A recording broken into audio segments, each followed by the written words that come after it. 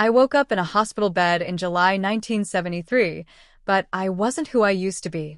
My old life, the one where I was a diplomat, where I died delivering documents at the border under gunfire, that was over. Now I was in someone else's body. A young woman, also named Lin Wanyu, just 21 years old. As I lay there burning with fever, pieces of this new life flooded into my mind. I'd been sick for 2 days straight, bad enough that my in-laws were scared I might not make it. My mother-in-law and father-in-law, the Fu parents, were standing over me looking worried. My husband's younger brother, Fu Lang, and younger sister, Fu Yun, were also there, but they didn't hide how much they disliked me. To them, I was the woman who had tricked their older brother Fu Chen into marriage. And honestly, based on the memories I was receiving, the original Lin Wanyu had done exactly that. Fu Chen wanted nothing to do with this marriage. After the wedding 2 years ago, he left for the military and never came back. He sent money and ration tickets home every month, but that was it, maybe 1 or 2 letters a year. We were husband and wife in name only. The Fu parents tried calling his military unit, but he was out on a mission. Nobody could reach him. I could hear Fu Yun complaining to her mother while I drifted in and out of consciousness. She was angry that her mom had to take care of me.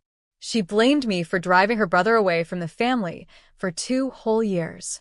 Their father told the younger kids to keep quiet, but the resentment was obvious. When my fever finally broke and I opened my eyes, the doctor looked relieved. Apparently my breathing had almost stopped at one point. My mother-in-law rushed over, asked if I was hungry, and sent Fu Yun to get me some millet porridge from the hospital cafeteria. Fu Yun went, but not before giving me a cold warning look. As I lay there weak and exhausted, I sorted through the memories of my new life. The original Lin Wanyu's father worked at the Jiangqing steel factory. Her mother was a temp worker at a textile mill. She had an older brother, Lin Tu, who was 26 and taught at the steel factory's elementary school, already married with a 2-year-old son. Her younger brother, Lin Mang, was 17 and about to be sent to the countryside in September. 2 years ago, the original Lin Wanyu's cousin Lin Zhe had brought his comrade Fu Chen home for a visit, and that's when everything started, the scheme that tied my fate to a man who never wanted me. As I lay in that hospital bed, the memories of this body's original owner kept flooding in, and I finally understood the full picture of how she ended up married to Fu Chen. It all started because the original Lin Wanyu overheard that Fu Chen was already a deputy regiment commander at a young age, and his father was the director of Jiangqing's grain factory. That lit a fire in her. See, her father Lin was the kind of man who only cared about sons. He never paid attention to his daughter. It was her mother who single-handedly raised her, even took on a temporary job just to keep her fed and in school. Her mother got her all the way through high school, a big deal in this era. But doing all that put her parents' marriage on ice. They were basically just 2 people sharing a house. Because her father never gave her any recognition, the original Lin Wanyu developed a deep obsession with earning his approval. And when she saw Fu Chen's background and bright future, she saw her chance. If she married well, maybe her father would finally look at her differently. So when her cousin Lin Zhe organized a boating trip before returning to his unit and invited Fu Chen along, she made her move. She deliberately fell into the water. Fu Chen was closest and pulled her out. But instead of thanking him, she started crying that her purity was ruined. In this era, that kind of accusation was devastating. Her father heard that Fu Chen's dad was the grain factory director and immediately dragged her to the factory to make a scene. It threatened Fu Chen's father's career, so Fu Chen had no choice but to marry her. On their wedding night, Fu Chen didn't even enter the room. He went straight back to his military base. 2 years of marriage, and they never saw each other once. A few days before I arrived in this body, the original Lin Wanyu had gone back to her parents' home, gotten into a big fight with her father, came back, developed a high fever, and died. That's when I took over. Once I drank the millet porridge my mother-in-law fed me and got some strength back, my mind started clearing up. And then it hit me, Fu Chen, Fu Lang, Fu Yun, I knew those names. They were from a novel. Back in my old life, during university, my roommate loved reading this romance novel set in this exact era. It was called something like Divorced and pregnant, the country husband chases her to the city. The female lead of that novel was Fu Yun, my sister-in-law. The story followed her marriage, divorce, and eventual reunion with a poor village man who later became the richest person in Jiangcheng. And behind that success story stood Fu Chen, Fu Yun's mysterious, powerful older brother who eventually became the commander-in-chief in the capital. He was the one who helped the male lead rise from nothing. As for me, I was Fu Chen's early dead wife. In the novel, the original Lin Wanyu died on a train while going to find Fu Chen, stabbed by a criminal. She died at 21, just 2 months from now. After her death, the Fu family buried her in their hometown. Fu Chen never remarried, but he always referred to her as his ex-wife. Even after he died, he refused to be buried beside her, choosing the martyrs' cemetery instead. I stared at the ceiling, feeling a strange mix of emotions. I was grateful to be alive again. But I was also stuck in a world I didn't belong to, inside the body of a woman whose husband never wanted her, with a death sentence hanging over me just 2 months away. Even though this was a novel's world, the era and background were almost the same as the real history I knew. It was still the middle of that difficult 10-year political period. The country was behind, intellectuals were being crushed, and one wrong word could get you labeled a capitalist. As a former diplomat who spoke 5 foreign languages, I had to be extra careful here. In my past life, I grew up in an orphanage with no family. Besides my work, I had nothing to miss. At least I managed to push those documents through the border before I died. My mission was complete. No regrets. So I decided, since I'm here, I'll just live this life well. My mother-in-law told me to rest, and the medicine dripping through the 4 worked like a lullaby. I couldn't fight the exhaustion and fell asleep. The next morning, I left the hospital with my mother-in-law and Fu Yun. We walked home, about half an hour from the hospital to the grain factory. The streets were lined with factories, grain, textile, clothing, all clustered together. Buses that looked like big coaches rolled past. Most people wore dark colors, black, gray, navy blue, practical, and dirt-resistant. A few men wore dress shirts and leather shoes, but those were usually the higher-ups. We entered through the factory gate, past the workshops and office buildings, walked down a tree-lined road, and reached the family housing area. The Fu family lived in a tube-shaped apartment building, the biggest unit since Fu's father was the factory director. 3 bedrooms and a living room. The neighbors sitting under the trees greeted my mother-in-law. Her name was Lin Wanyu, 45 years old. Father-in-law was Fu Zhengwo, 50. They asked about my illness, and she told them I was better. Upstairs on the 3rd floor, the apartment was small but clean. The living room was maybe 15 square meters. A square wooden table with a lace tablecloth covered by glass sat in the middle. Against one wall was a long bench, a cabinet, and a sewing machine by the window. Across from that, a black and white TV and a desk fan sat on another cabinet, the TV covered with a lace cloth. Folding stools leaned in the corner for mealtimes. When Fu Chen got married 2 years ago, his parents gave up the biggest bedroom and moved to the smaller room near the door.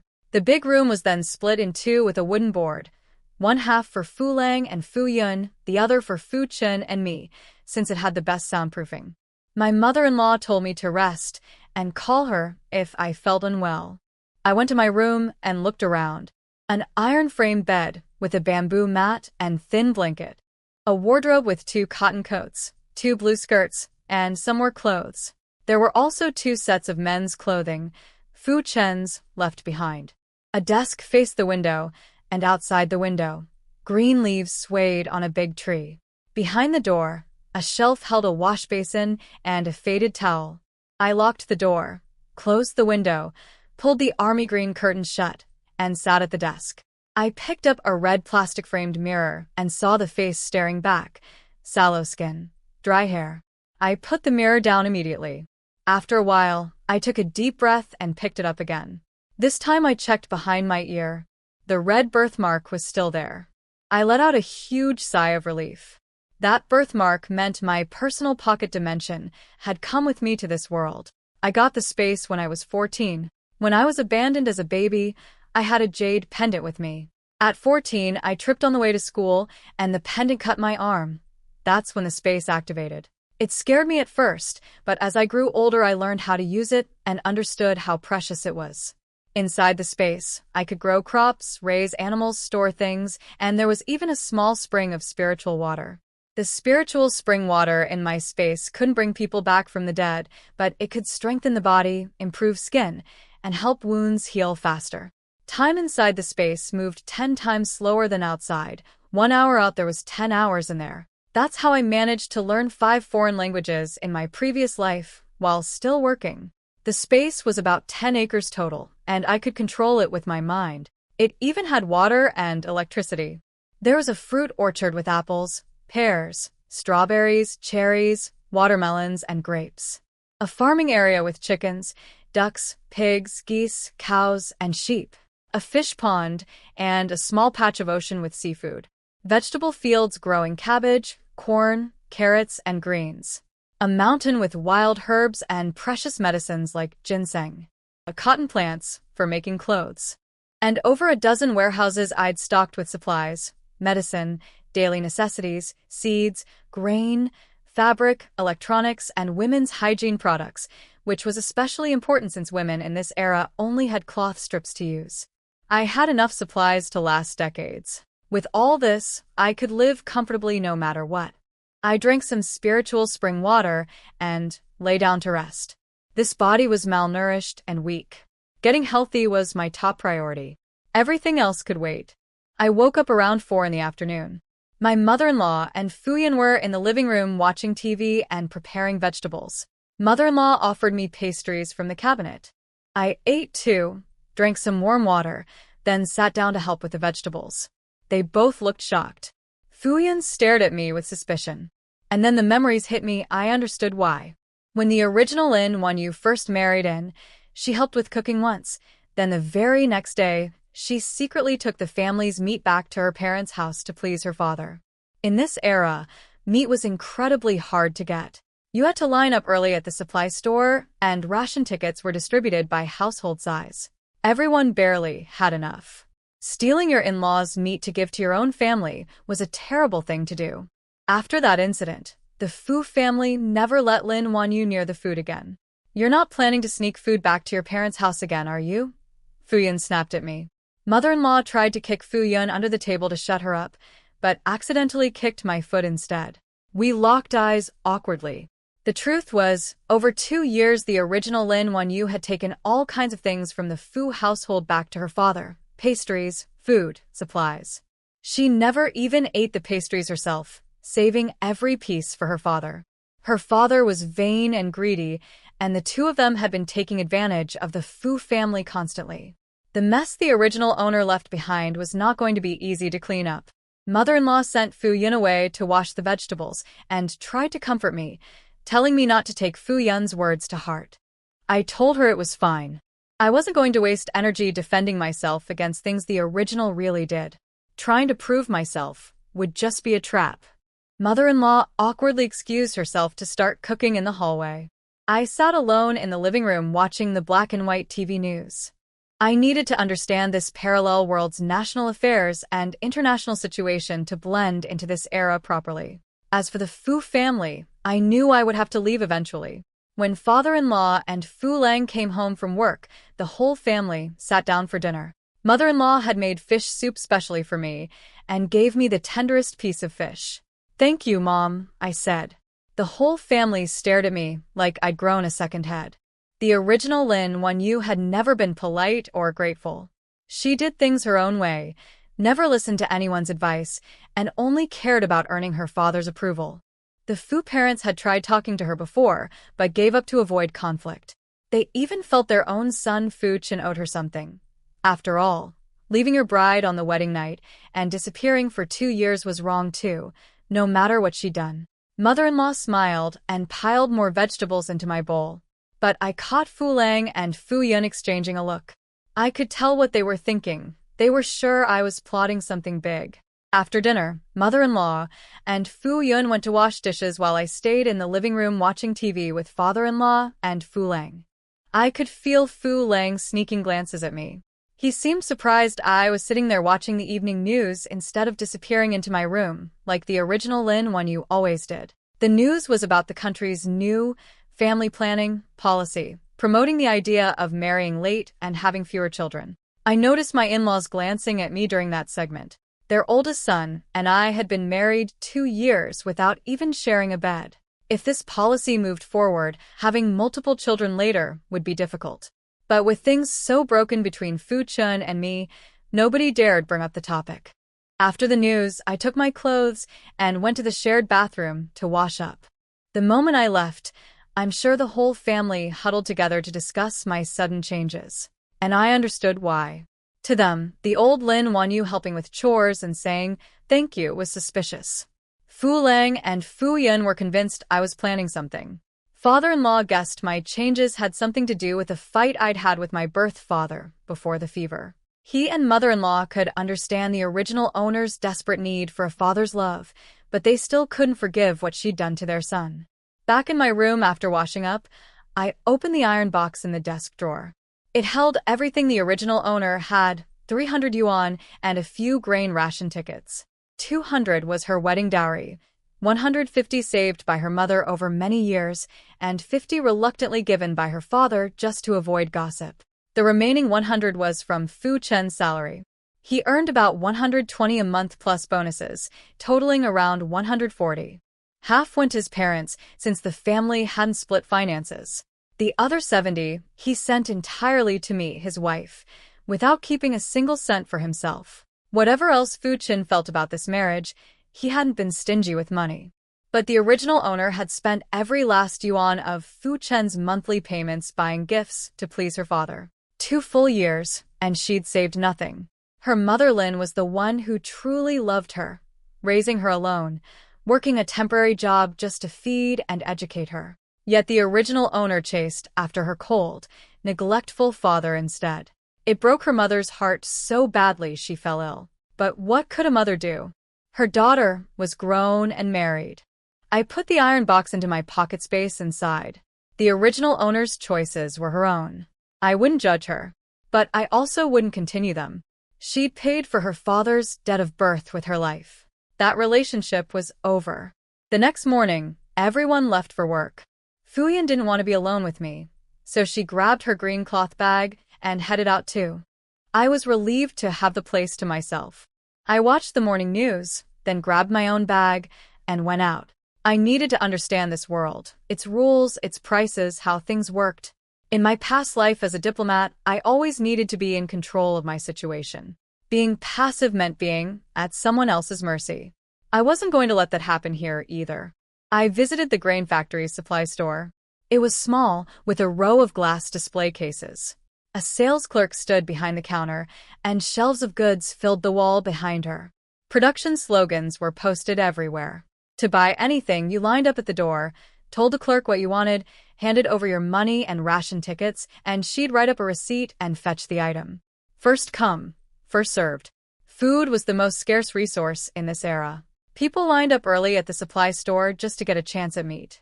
Even kids would hold spots in line with their baskets, then send the youngest one running home to fetch the adults when their turn was close. I browsed the store and figured since I was already there, I'd buy a box of pastries. Then I headed to the state-run restaurant next to the grain factory for lunch. The entrance had slogans painted on both sides, self-reliance and hard struggle, with state-run restaurant in big characters above the door. Inside were a few large round tables and some smaller ones. A wooden board on the wall listed the day's menu with prices. You needed both money and grain tickets to eat here. I ordered a bowl of pork rib noodles, 5 cents plus 1 grain ticket. In this era, ration tickets mattered more than cash. I got my receipt, found an empty seat, grabbed wooden chopsticks from a bamboo holder on the table, and lined up at the window to pick up my noodles. No waiters here, you carried your own food. While eating, I eavesdropped on the other diners. Most were talking about work and the new family planning policy. Anyone working for a state unit had to follow national directives or risk trouble at their job. I spent the whole day wandering around, learning the lay of the land. When I came home, I brought the pastries back with me. Mom, these are for everyone. I said, putting the box on the table before going to wash my hands. The whole family froze. The old Lin Wanyu would have taken those pastries straight to her father's house. Now here I was, giving them to the Fu family instead. Fu Lang and Fu Yun exchanged looks. I could practically hear them wondering if I'd poisoned the pastries. Nobody opened the box until I came back from washing my hands. Father-in-law and mother-in-law broke the awkward silence, laughing nervously and passing pastries to everyone. Fu Lang and Fu Yun waited until their parents took a bite first before eating theirs. I saw all of it. I'd bought them as a simple thank you for mother-in-law taking care of me during my illness. But explaining that would just make things more awkward. The damage the original owner had done couldn't be undone with one box of pastries. After dinner, I went to the shared bathhouse. The moment I left, I knew Fu Yun was whispering to Fu Lang about me. When I came back, they both mumbled, sister-in-law, at me without making eye contact. Clearly their parents had scolded them into it. Since it wasn't sincere, I didn't make a fuss. I just sat down and watched TV in silence. They actually looked relieved I didn't respond. Right after the evening news ended, everything went dark. The lights, the TV, everything. Power outages were common here. The whole housing compound would lose electricity when supply ran low or a fuse blew. Mother-in-law lit the kerosene lamp while father-in-law and Fu Lang went to check the fuse box. Turned out it wasn't the fuse. The whole compound was short on power. After a while, someone from the power department shouted, "Power's back," and the kids outside burst into cheers. TVs and radios flickered on in every home. Fu Lang switched to the Revolutionary Opera channel, the main entertainment of this era. 8 approved operas played on rotation every night, filmed as stage shows or movies. I watched for a bit, then went to my room. The next morning, everyone left for work again. Fu Yun saw me come out of my room and immediately ducked into hers. I couldn't help but laugh. She wore every thought right on her face. If she went to the countryside like that, she'd get eaten alive. Then I thought about the novel's male lead, Shen Wang. The rough countryman Fu Yun was destined to marry, and my smile faded. From the novel story, I knew about Shen Wang, the man Fu Yun was destined to marry. He'd only finished elementary school and carried his whole family on his back. His mother was bedridden and needed medicine every month. His 16-year-old sister Shinru did nothing but eat and loaf around. He worked the fields by day and sold goods on the black market at night. The family was deep in debt. When Fu Yun eventually married him with a generous dowry, she paid off his debts, bought his mother's medicine, and helped him build his future. There was also a childhood bride his mother had taken in years ago, a girl promised to Shen Wang by his mother's late friend. Shen Wang treated her like a sister, but she stayed in the house even after Fu Yun married in. That childhood bride was the reason Fu Yun and Shen Wang eventually divorced. In my eyes, Fu Yun and Shen Wang were from completely different worlds. Fu Yun was always the one giving in that relationship. By the end of the novel, she went from being Fu Yun to being the gentle, obedient Mrs. Shen. The story had a happy ending on paper, but I wasn't so sure it was truly happy for her. I looked at the calendar on the wall. It was mid-July already. In September, Fu Yun would go to the countryside. That's where she'd meet Shen Wang. Would things still play out the way the novel described? Over the following days, I explored the city thoroughly. Every garden, every park, every street. Jiangcheng had beautiful traditional architecture, and I wished I could photograph it all, but I couldn't afford a camera, and the one in my space was too modern to use here. So I memorized everything with my eyes. Things at home settled into a peaceful routine. No conflicts with the Fu family. The awkwardness was still there, but it was manageable. Then trouble showed up at the door. One morning around 10, someone knocked. I opened it, and my heart sank. It was Lin Wanyu's birth father.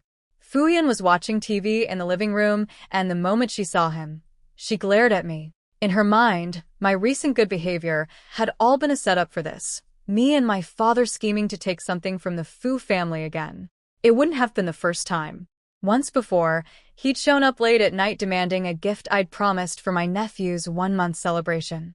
The original owner had planned to bring it the day of the party, but her father couldn't wait. Wanyu, You haven't visited home in a while. Dad came to check on you, he said with a smile that didn't reach his eyes. Let's talk outside, I said. I wasn't going to invite him in. We went downstairs to stand under the trees. Fu Yun immediately ran to the hallway to try to eavesdrop, but we were too far away. So, about that thing I asked you to do, how's it going? He asked. I stared at him coldly. I now knew exactly what had killed the original Lin Wanyu. Last time she went home, this man had asked her to buy the family a television set. A 9-inch black and white TV cost 220 yuan, and you also needed a special TV ticket. He had neither the money nor the ticket, so he wanted his daughter to pay for it and use her father-in-law's connections to get the ticket. The original owner had only 300 yuan to her name, including her wedding dowry. For once in her life, she said no. Her father, the man whose approval she'd spent her entire life chasing, slapped her across the face. Fine. You married into the Fu family, and now you look down on your own father. I'm begging you and you refuse? Then never come back. I have no daughter. Get out. That slap broke something inside the original Lin Wanyu. She went home to the Fu house, collapsed with a fever, and never woke up. Her lifelong desperate need for her father's love was answered with a slap and disownment. And now this same man was standing in front of me, asking about that television. Lin's father came to see me, and the first thing out of his mouth was asking about the television. Not a single word about slapping his daughter across the face. No apology. No concern. Didn't you say you have no daughter? I said. If you don't recognize me, why are you here? I turned and walked away. I wasn't the original Lin Wanyu. I wasn't going to play the loving daughter for this man. He started yelling, calling me ungrateful, saying he raised me. That was the last straw. You raised me? When did I ever spend a cent of your money? Mom raised me. Your money all went to your sons. Even my wedding dowry came from Mom. Those 50 yuan you gave? I've brought back more than that to your house over 2 years. He sputtered about how I married well and should help the family. I shot back. Wasn't my older brother supporting him? If not, I'd happily go to Brother Lin Tu's workplace and talk to his boss about it. That set him off. He raised his hand to slap me again. Then something unexpected happened. Fu Yun came running down the stairs and threw herself between us. She's a member of the Fu family. If you dare touch my sister-in-law, I'm calling security. My father lowered his hand immediately. He couldn't afford to offend the Fu family. He left with a dark face. Once he was gone, Fu Yun turned to me, saw I wasn't crying like the old Lin Wanyu would have, and put on her cold face again. Don't get the wrong idea. I wasn't helping you. I don't accept you as my sister-in-law. I just didn't want trouble at the grain factory that would affect my dad's work. Then she rushed upstairs. I smiled watching her go. She was clearly worried about me but couldn't admit it. Tough talk, soft heart.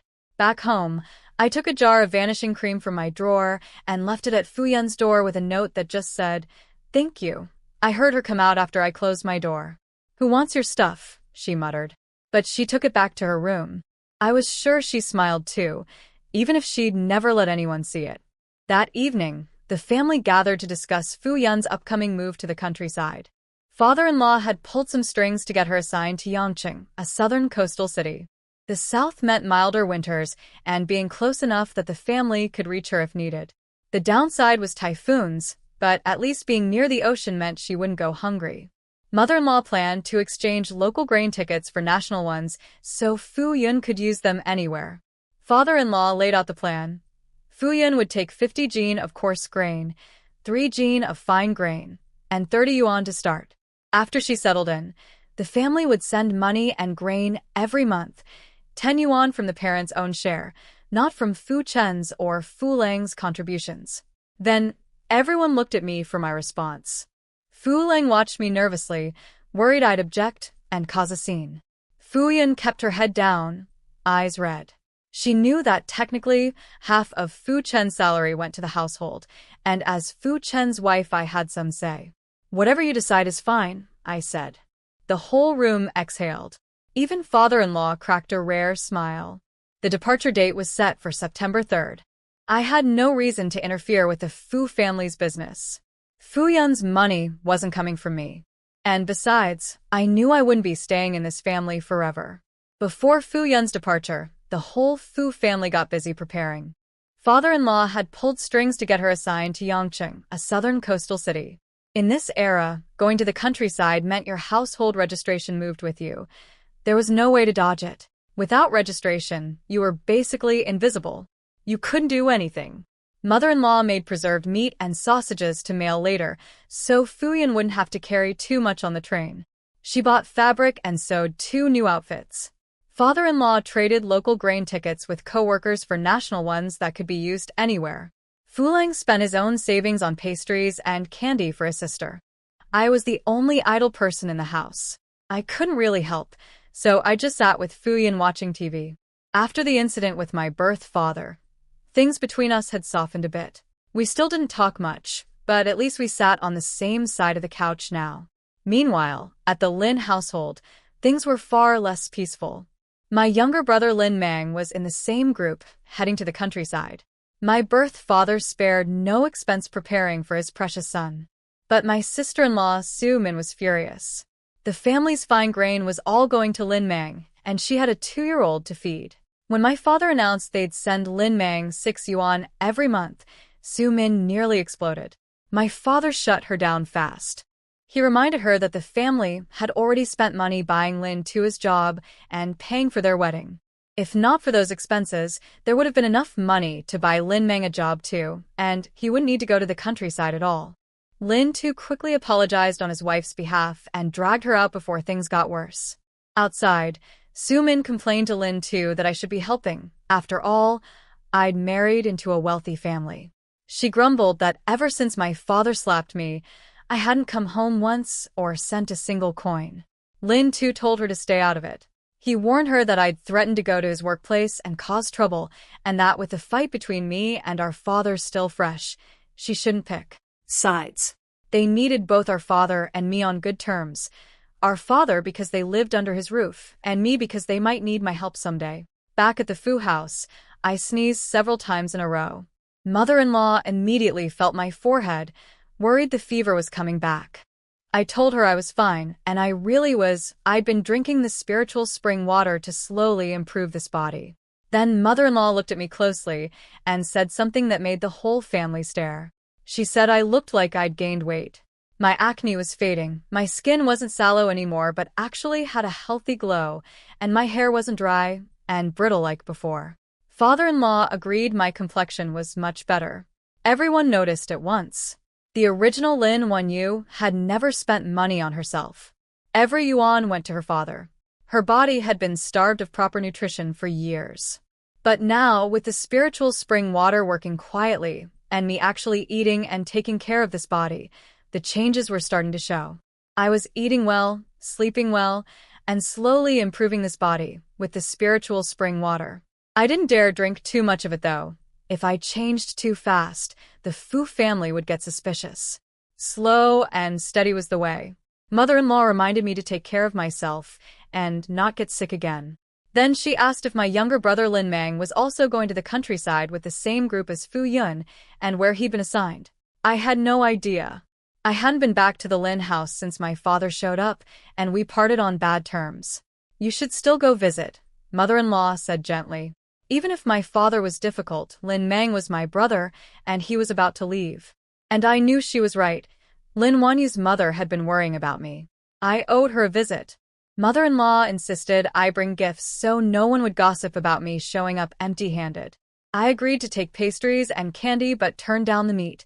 Better to save that for Fu Yun's trip. Mother-in-law added a can of malted milk powder for my mother, who'd recently been sick.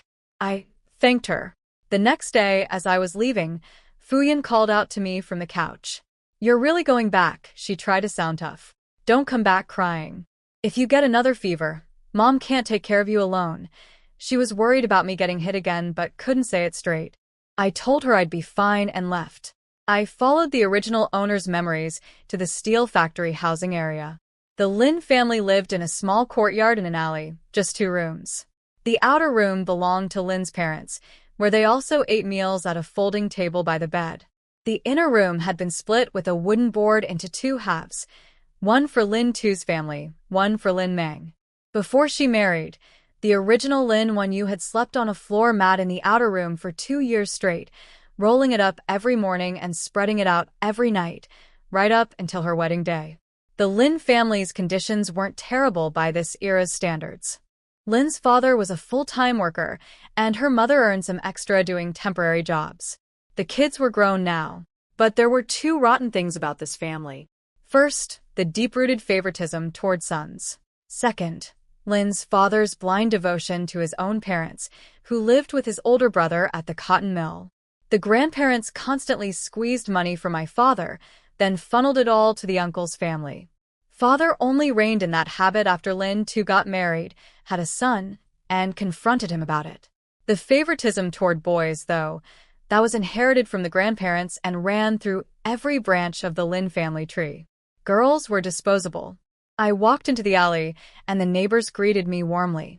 At the courtyard gate, Lin Mang saw me first. "Sis," he called out. My mother heard him and came outside. She looked at me for a long moment, just stood there, silent. Then she turned and walked back into the house without a word. That silent look cut deep. This woman had worked herself to the bone doing temp jobs just so her daughter could go to school. She wanted the original Lin Wanyu to get an education, develop her own mind, and escape this family. Instead, the original owner threw herself into chasing her father's approval and made her mother's entire sacrifice feel meaningless. Lin Meng told me to come inside. I asked about Mom's health. He said she was better, but when I saw her face it was still pale. She'd gotten sick recently because of the fight between my father and the original Lin Wanyu. Mom had been busy preparing for Lin Meng's departure and hadn't been working at the textile factory because of her health. When I walked in with my things, she was sitting on the bed mending pants. She barely looked up. "Mom, your father's not home. What are you doing here?" Her voice was tired and a little angry, but underneath that was something else. Heartbreak. She blamed herself more than she blamed me. She felt like her daughter had grown up desperate for a father's love because she hadn't been strong enough to protect her. "Mom, I came to see you." Her lips trembled. She told me she was fine and that I should leave early before my father came home from work. She didn't want another fight. I told her I'd leave soon. She noticed something different about me. Before, the original Lin Wanyu always waited for her father to come home so she could perform the dutiful daughter act. This time, I wasn't asking about him at all. I put the pastries and malted milk powder on the table and told her the milk powder was from my mother-in-law to help her recover. She opened her mouth to refuse, but swallowed her words. Her tone softened. I asked where Lin Meng had been assigned. Weicheng, a small fishing village up north. I felt relieved. It was northern, but it was coastal, so at least he'd have food. Different from Fu Chen's assignment in Yangqing down south, so the two wouldn't cross paths. Lin Meng brought me warm water and asked about my life at the Fu house. I kept it simple. The in-laws were kind. When he asked about Fu Chen, I went quiet. Mom understood immediately. Nothing had changed between us. Lin Meng wanted me to stay for dinner, but Mom shut that down fast. She didn't want me here when my father got home. So Lin Meng suggested we all go eat at the state-run restaurant instead. He patted his pocket proudly, saying he had money saved up. I told him to keep his money for the countryside. I'd pay. I like Lin Mang. He wasn't the best student, but he was sharp, quick-witted, and a good talker. When we were growing up and Mom couldn't be around, he was the one who stepped up to protect the original Lin Wanyu, copying what their mother would do. He was nothing like Lin Tu, the older brother. Lin Tu played the role of the responsible big brother in public, but in reality, he was the one who benefited from everyone else's sacrifices. Whenever his interests were threatened, he'd push Mom, the original Lin Wanyu, and even Lin Meng to step aside. He always wanted peace in the family, but only the kind of peace where he came out on top. Mom knew her eldest son was selfish, but as a mother, she kept the balance. She knew that if anyone tore away that thin curtain of harmony, the family would fall apart. Mom changed into her nicest clothes. That's what people did when they went to the state restaurant. The three of us headed out together. The neighbors in the alley saw us and teased Mom about looking so dressed up. She smiled proudly and said I'd insisted on treating her. When someone asked why we didn't wait for my father and brother's family, her smile froze for a second. She mumbled something about them being at work. Lin Meng tugged Mom's arm and hurried us along. He knew if we didn't leave soon, my father and Lin too would come home from work, and then we wouldn't be able to go at all. We hurried to the state restaurant before my father got off work. Lin Meng grabbed a good table and told Mom to sit while we ordered. We got 3 bowls of noodles, eel, pork rib, and chicken leg. I paid. While Lin Meng was in line at the pickup window, Mom seized the moment alone with me. Did your father come to the Fu house looking for you? Yes. Her hands started shaking with anger. She knew that him showing up at my in-laws' door only made my life harder there. You didn't agree to what he asked, did you? No, Mom. I didn't. She exhaled with relief. Then she grabbed my hands and looked me over carefully. He didn't hit you. My sister-in-law stopped him. Mom's eyes turned red. Stopped him, meaning he tried. She told me not to come home so often. My father cared about his reputation and wouldn't dare go to the Fu house too frequently if I stayed away. She said his favoritism toward sons was inherited and nothing I did would ever change it. Mom, I know. I won't give him money anymore. When she looked into my eyes and saw that the old obsession was truly gone, she started crying. As long as you understand, that's enough. If you're doing well, I'm at peace. I told her I worried about her. She said she was tough, and my father wouldn't dare do anything to her. She'd thought about divorce, but in this era, it was nearly impossible. The Women's Federation and factory leaders would intervene to mediate, and divorce could hurt your job. Without the Federation's approval, you simply couldn't divorce. After half a lifetime together, Mom had accepted things as they were. She'd help raise her grandson and keep going. Then she shifted to something I hadn't expected. What about you and Fu Chen? You can't keep living apart forever. With his rank, you could apply to join him at the military base as a dependent. Mom's reasoning was practical. If I stayed in Jiangcheng, my father would keep coming after me. The Fu family couldn't keep turning him away without it becoming gossip. And in this era, a woman's reputation was everything. If I ever wanted to work in foreign affairs, which I did, my background would be investigated.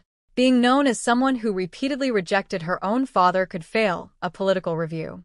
Going to Fu Chen's base would solve multiple problems at once. Distance from my father. A chance to settle things with Fu Chen one way or another. I'd been planning to ask Fu Chen for a divorce when he came back. But Mom's words made me think. She was right that I needed to deal with this, and she was right that staying here left me exposed. I'll think about it after he comes back from his mission, I said. That was enough for Mom. She didn't push harder. She knew to take it slow. Lin Meng arrived with the noodles. He picked the chicken leg. I left the eel noodles for Mom because I knew she loved fish, and I took the pork rib. The 3 of us ate and laughed together. It was a good meal. Afterward, Mom told me to go straight home to the Fu house. She didn't want to walk me back and risk running into my father on the way. I said goodbye to Mom and Lin Meng and headed back to the Fu house. They went home to the steel factory. What I didn't see but could easily imagine was the scene that played out when they got back. My father and Lin too were already home. The neighbors had told them I'd visited, and my father assumed I'd come crawling back to apologize and agreed to buy him that television. When Mom and Lin Meng walked in without me, my father exploded. Lin too immediately started his peacemaker routine. Where's Wanyu? Just bring her to apologize and everything will be fine. He seemed genuinely confused that I hadn't come back with them. Lin Meng quietly stood his ground. When Lin too pressed him about why he didn't drag me home to apologize, Lin Meng asked a simple question. What exactly did she do wrong? She won't buy the family a TV, and she talked back, Lin too said. Then why don't you buy it? Lin Meng replied. I can't afford it. She doesn't even have a job. How can she afford it? Lin too nearly said. She has the Fu family, but caught himself. In that moment, Lin Meng finally understood what had been tearing this family apart for years. The 2 men with the most power in the household, his father and his older brother, were both selfish. They saw my marriage into a good family as their personal aid-in. They never once considered what all that taking did to my life at my in-laws' house. They only knew how to demand, never how to support.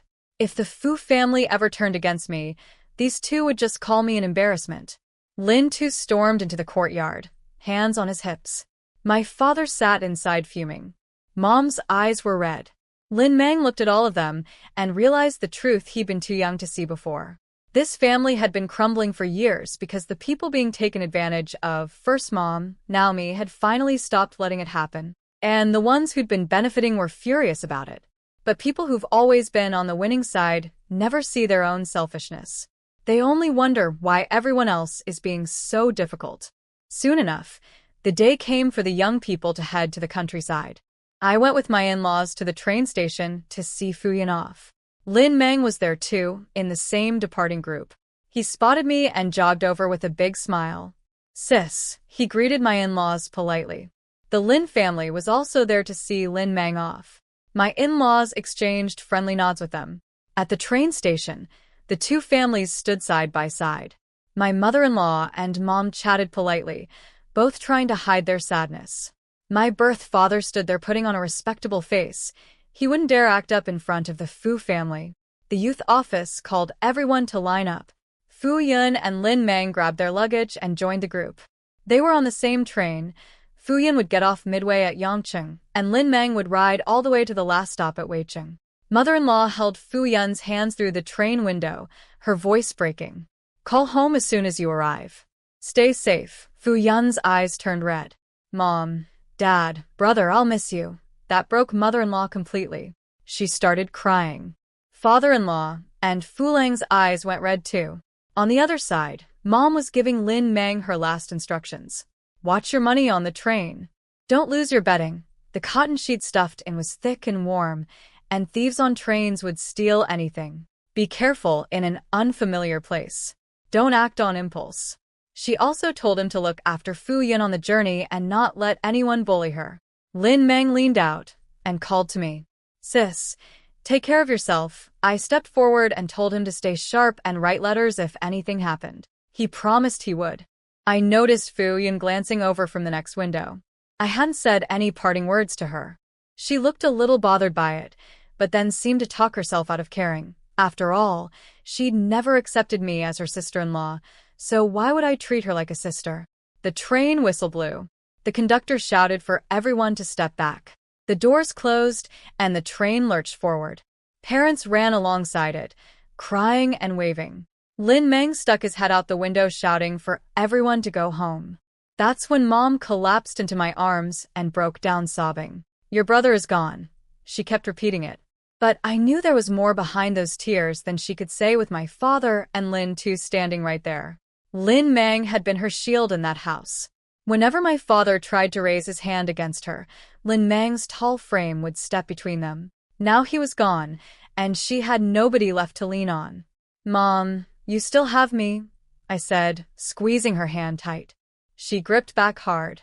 In this whole family, only her daughter and her youngest son truly understood her pain. Lin Tu and Su Min came over to comfort her, but Mom just glanced at them and said nothing. She wiped her tears, straightened herself, and pushed me toward my in-laws. "Go home with your family. Your mother-in-law just sent off her daughter too. Go comfort her." She was still thinking of me even while falling apart. She didn't want me worrying about her. I could tell she had a plan forming. Once I left Jiangcheng, she'd finally stand up to my father for real. But she needed me gone first, so I wouldn't be dragged into it. Back at the Fu house, the mood was heavy. Mother-in-law went straight to her room and cried for hours. Father-in-law and Fu Lang sat on the couch, too afraid to go comfort her in case it made her cry harder. When I came out of my room, I caught the two of them craning their necks and leaning sideways trying to peek down the hallway toward the kitchen, where mother-in-law had finally emerged to cook dinner with red eyes. They looked exactly like two thieves caught in the act. I almost laughed. "Dad," I said. They both snapped back into normal sitting positions and smiled awkwardly. "Oh, Wanyu, dinner will be ready soon." I saw mother-in-law standing at the coal stove in the hallway, red-eyed and distracted. She was snapping green beans, but her mind was somewhere else. The pieces were all different lengths. "Mom, let me help." She tried to wave me off, but I took the basket from her hands. When she looked down and saw the messy beans, her eyes went red again. "Mom, are we having stir-fried beans with pork tonight?" "Yes."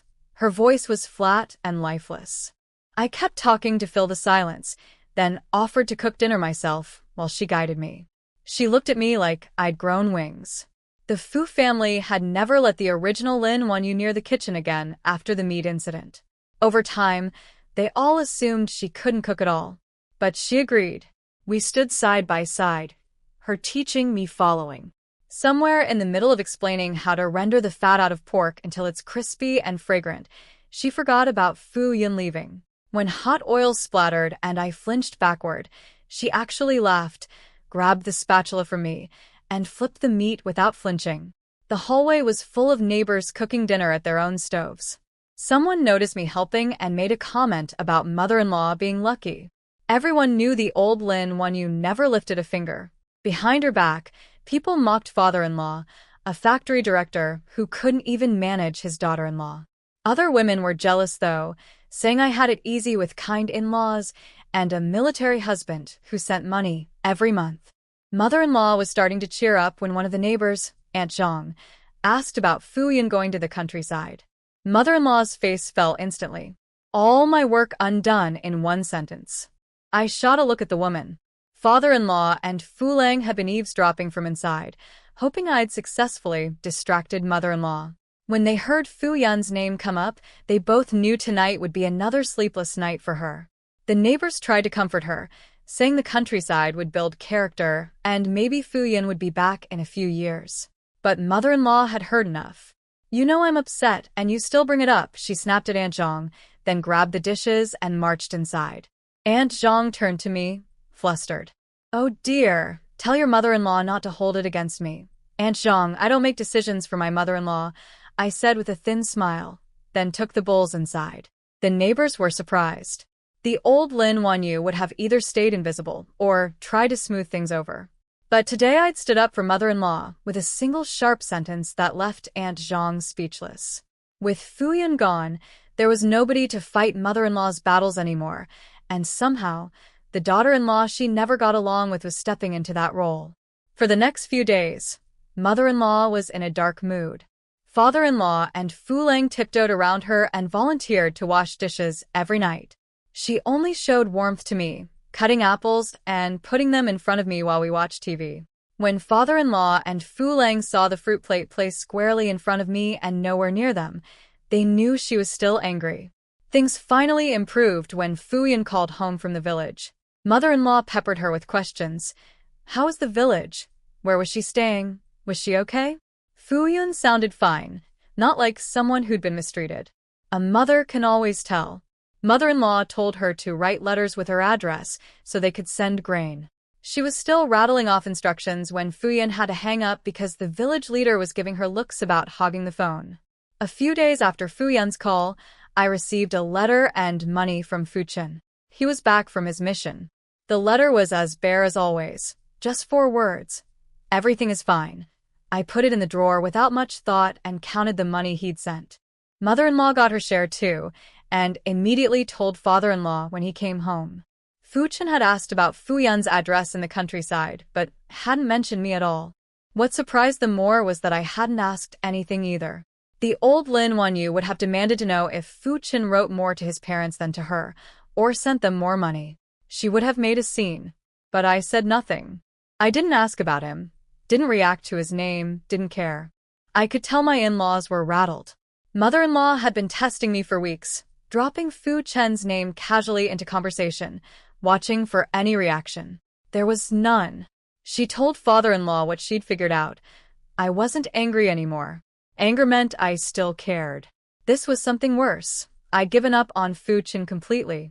She probably wants a divorce, mother-in-law said bluntly. Father-in-law nearly choked. Divorce wasn't simple in this era, especially a military marriage. Mother-in-law laid it out for him. Fu Chen and I had never even shared a bed. He walked out on our wedding night, 2 years apart with no real contact. She pointed out how I'd changed toward my own birth father too. Once a woman sees things clearly, there's no going back. Father-in-law panicked. He rushed out to call Fu Chen's military unit and demand he take leave and come home. When he came back, his face said it all. What did he say? Mother-in-law asked. That stubborn brat doesn't care about his own wife. Just tell me, is he coming back? No. He said if she causes trouble again, he'll apply for base housing and have her come join him as a military dependent. But she's not causing trouble. Father-in-law went silent. That was exactly the problem. The old Lin Wanyu would have cried and fought and demanded attention. But I wasn't doing any of that. Fu Chen's offer to let me join him was conditional on me acting up, and I had no intention of performing for anyone. Mother-in-law was actually worried that if I did go to the base, we'd just end up divorcing faster. At dinner, father-in-law kept bringing up Fu Chen, watching my face. Fu Ling got excited hearing his brother had written. He hasn't been home in 2 years. He should come back this year. Then he caught himself mid-sentence, almost saying it was my fault Fu Chen stayed away. He trailed off awkwardly. I ate quietly, expression blank. I didn't react to Fu Chen's name, didn't flinch at Fu Lang's half-spoken blame. Nothing. Father-in-law exchanged a look with mother-in-law across the table. Now he truly believed what she'd been telling him. Their daughter-in-law had completely given up on their son. Mother-in-law placed a piece of fish in my bowl. Eat more, Wanyu. Thank you, Mom. No need to be so polite with me. After I went back to my room, I could guess what was happening in the living room. Father-in-law was lecturing Fu Lang about his loose tongue at dinner. Fu Lang probably argued back, saying Fu Chen only stayed away because of me. But father-in-law shut that down. He told Fu Lang that whatever happened between husband and wife was between them, and a younger brother had no business pointing fingers at his sister-in-law. Then mother-in-law took over with the harder lesson. She laid it all out clearly. Fu Chen was a military officer. Divorcing a military spouse without serious cause was nearly impossible. But if Fu Lang kept disrespecting me and I held a grudge, it would poison things for years. She told him to think ahead. Someday they'd all have separate families. If Fu Chen and I stayed married and Fu Lang's words had created bitterness between us, Fu Chen would blame his brother.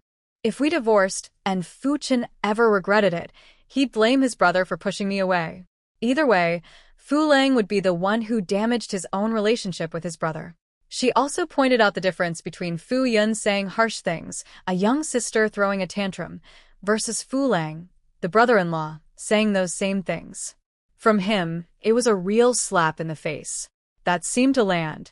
Fu Lang went quiet. Later, behind their bedroom door, my in-laws couldn't sleep. Father-in-law tossed and turned until mother-in-law snapped at him. He sat up and said what was eating at him. The situation between Fu Chen and me couldn't keep going like this. He suggested I go join Fu Chen at his military base as a dependent.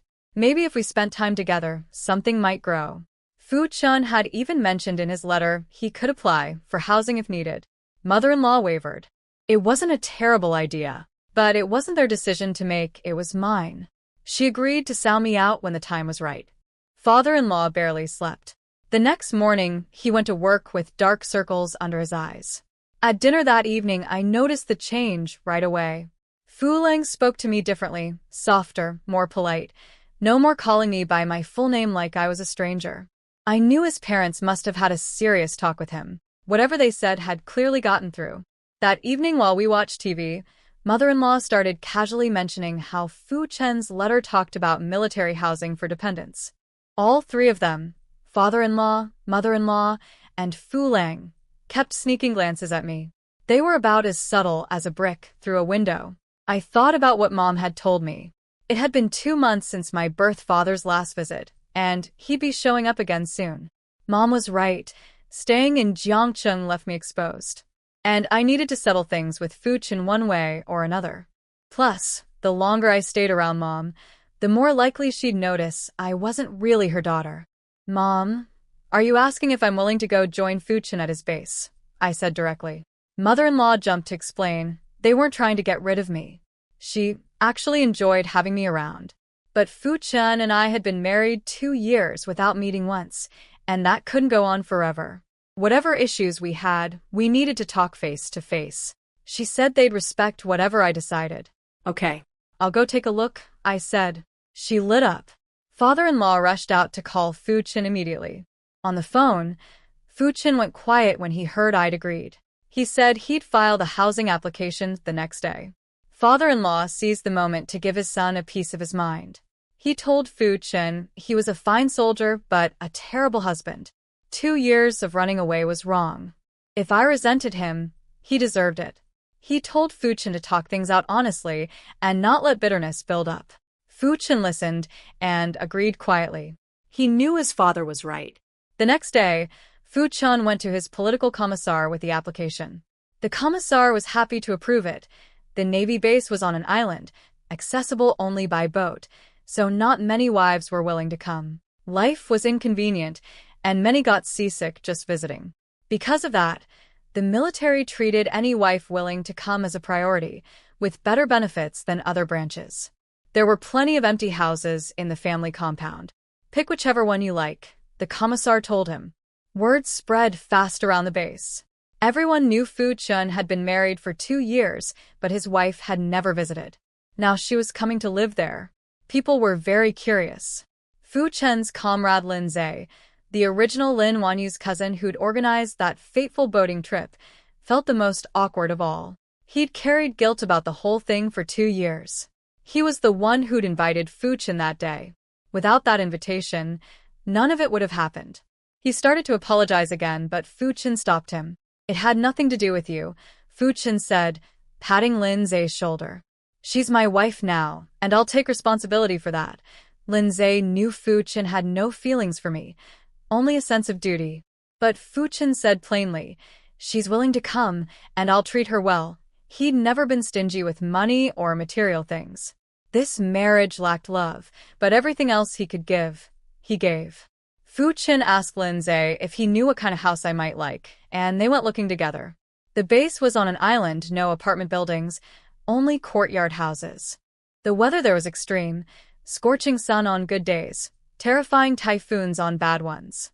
That's why they built low houses instead of tall buildings. Fu Chen picked a house on high ground, set back from the main area, with 3 rooms and a living room. It was remote, but it had its own well, which meant no lining up for water. I suspected the real reason he chose somewhere isolated was because he expected the old Lin Wanyu to cause scenes and didn't want neighbors complaining. He and Lin Zhe spent the day plastering the walls with fresh mortar. Other soldiers pitched in after training, and by nightfall the whole place was cleaned up. The walls needed 7 days to dry before anyone could move in. Furniture would need to be ordered from a carpenter in town, but Fu Chen wanted to ask my opinion first. That evening, the factory compound's loudspeaker called my name to come to the communications room for a phone call. The whole family perked up. This was the first time anyone had ever called for me. Mother-in-law was thrilled. It must be Fu Chen. She grabbed my arm and practically dragged me there. I picked up the phone. A deep, low voice came through. Hello. I froze for a moment. In the original owner's memory, Fu Chen's face was barely there, just a tall frame and a vague outline. They'd only met twice before the wedding, and he'd left that same night. 2 years had erased whatever image she had of him. I'm Fu Chen, he said when I didn't respond. I know, I said quietly. Awkward silence. Neither of us was the type to make small talk. Finally, he spoke again. The house is approved. Any thoughts on furniture? I paused. I wasn't going there to set up a home. I was going to ask for a divorce. But I couldn't say that with mother-in-law standing right next to me. If my in-laws found out, they'd never let me go. My plan was to handle the divorce face-to-face with Fu Chen, then let him explain to his parents afterward. We can deal with furniture later, I said. He didn't think anything of it, probably assumed I wanted to see the house first. Nobody imagined I'd actually want a divorce. In everyone's mind, the old Lin Wanyu had schemed so hard to marry Fu Chen that leaving him was unthinkable. Anything else? Want to talk to Mom? I handed the phone to mother-in-law. She chatted with Fu Chen for a while, reminding him to take care of me when I arrived. He responded with his usual one-word answers until she ran out of patience. She told him they'd buy my train ticket for the day after tomorrow, and he should pick me up at the station. He said okay. Walking home through the tree-lined path, the soft glow of neighbors' windows lighting our way, everything felt peaceful. Back at the house, father-in-law was delighted to hear the housing was settled. He told Fu Lang to buy me a soft sleeper ticket, the comfortable kind. Mother-in-law started thinking about food for the journey. 5 days by train from Jiangcheng to Haicheng. In this summer heat, food would spoil quickly, so she'd just pack meals for the first day, and I could buy food on the train after that. Then she went to her room and came back with money. When the original Lin Wanyu married into the family, there had been a bicycle, a sewing machine, and 500 yuan in bride price, but her father had kept all of it. She had nothing to bring to a new home. And mother-in-law knew I'd spent every yuan Fu Chen sent on my birth father. Wanyu, here's 800 yuan from your father-in-law and me. It's your settling-in money. Use it to buy furniture and whatever you need when you get to the base. Mother-in-law thought of everything. She told father-in-law to trade for national meet tickets, so I'd have them when I arrived, and said Fu Chen, and I could buy grain together in Haicheng. She planned every detail. I looked at the 800 yuan in my hands and felt guilty. I was going there to get a divorce, not to build a home. But I couldn't refuse without raising suspicion. I told myself I'd give the money to Fu Chen afterward to return to his parents. Father-in-law asked if I wanted to visit my mother before leaving. Of course I did. This might be the last time I'd see her for a long while. After the divorce, I wasn't planning to come back to Jiangcheng. In this era, a divorced woman returning to her parents' house was considered shameful. My birth father would throw me out, or worse, try to sell me off for bride price money. I had my whole plan figured out. After divorcing Fu Chen, I'd find work in Haicheng or another city. In this era, you could buy a job with grain and money. Once employed, I could register my household through my workplace. I could even swap jobs between cities if I found a willing partner. The system was loose enough to make it work. My space was full of grain I could trade for a position, and this body had a high school diploma. Finding work wouldn't be hard. All I needed was the divorce. After that, the world was wide open. The next day, I took a box of pastries to the Lin house. Only Mom, Su Min, and little Lin Mingliang were home. Su Min's face lit up when she saw me, or rather, when she saw the pastries. She reached for the box, but I moved it away. These were for Mom. So non dai me that smile, stiff-kid. She went to make tea instead. I could tell she found me different. The old Lin Wanyu used to be timid and eager to please around her sister-in-law. Now I was cool and direct, and it unsettled her. Mom pulled me down to sit beside her. I gave her the pastries and handed one to little Mingliang, who was eyeing them with drool on his chin. He was only 2, chubby-cheeked and adorable. Whatever problems his parents had, I wouldn't take them out on a toddler. Mom, I'm going to join Fu Chen at his base tomorrow. I came to see you before I leave. Mom stopped chewing. Then she smiled, a real, relieved smile. Going to join the military is good. Su Min, however, nearly jumped out of her seat. What? You're leaving Jiangcheng? Mom shot her a cold look. Su Min's concern had nothing to do with my happiness. She was calculating. If I left the city while things were still bad between me and my father, who would subsidize the Lin household. She didn't mind me going eventually, but the timing was inconvenient for her. Your sister-in-law belongs to the Fu family, Mom said sharply. It's none of your business. Su Min went quiet, clutching Mingliang on her lap. Mom asked me about the details, the weather, the train ticket, whether I could handle island life. I told her it was similar to Jiangcheng's climate. Fu Lang had already bought my ticket for tomorrow. She held my hands tight. Just live well with Fu Chen. As long as you're doing fine, I'm at peace. My eyes stung. She was sending me off with nothing but hope and love, the only person in the Lin family who ever truly cared. I squeezed her hands back. Mom, I know. Don't worry, Mom. I figured things out. Mom understood what I meant. She could see the obsession with earning my father's love was truly gone. She touched my face gently, and in that moment, something that had been broken between us finally healed. Su Min, sitting nearby, didn't get what we were talking about. She jumped up and announced she'd make lunch, trying to keep me there until my father and Lin too got home from work. Her plan was obvious. Get me and my father to reconcile before I left, so the family could keep using me as their cash supply. If I left while things were still broken, they'd have no way to reach me. Mom saw right through it. She raised her voice, so Su Min could hear from the kitchen. Wanyu, have you packed your bags yet? I caught on immediately. Not yet. You're leaving tomorrow. You need to go home and pack. Su Min, just cook for the family. Wanyu won't be staying for lunch. Mom walked me to the alley entrance. Su Min tried to chase after us, but little Mingliang grabbed her leg and wouldn't let go.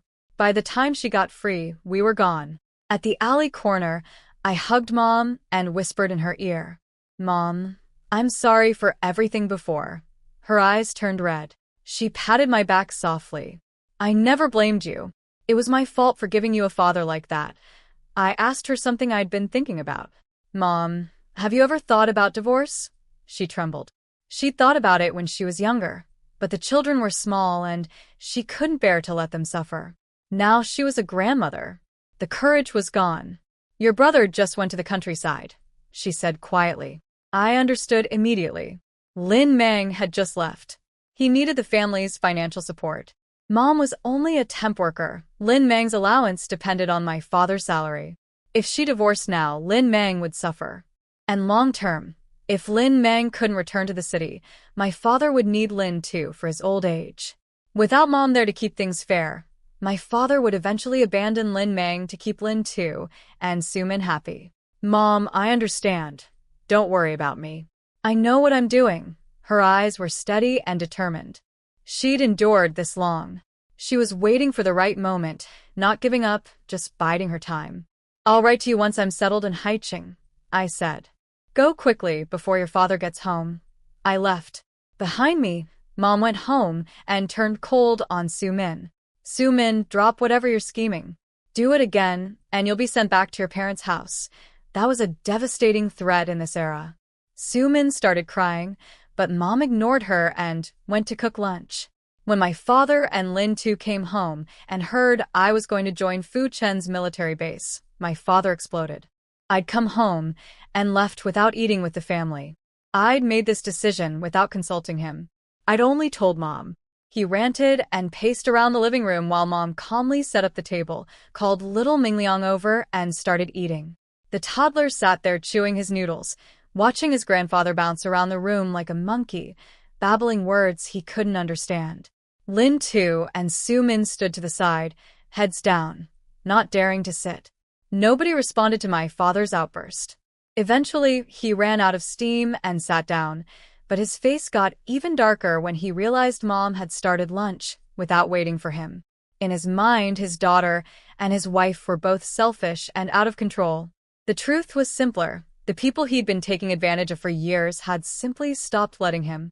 Back at the Fu house, Mother-in-law heard I hadn't eaten lunch and immediately made me a bowl of egg noodles. After eating, I started packing.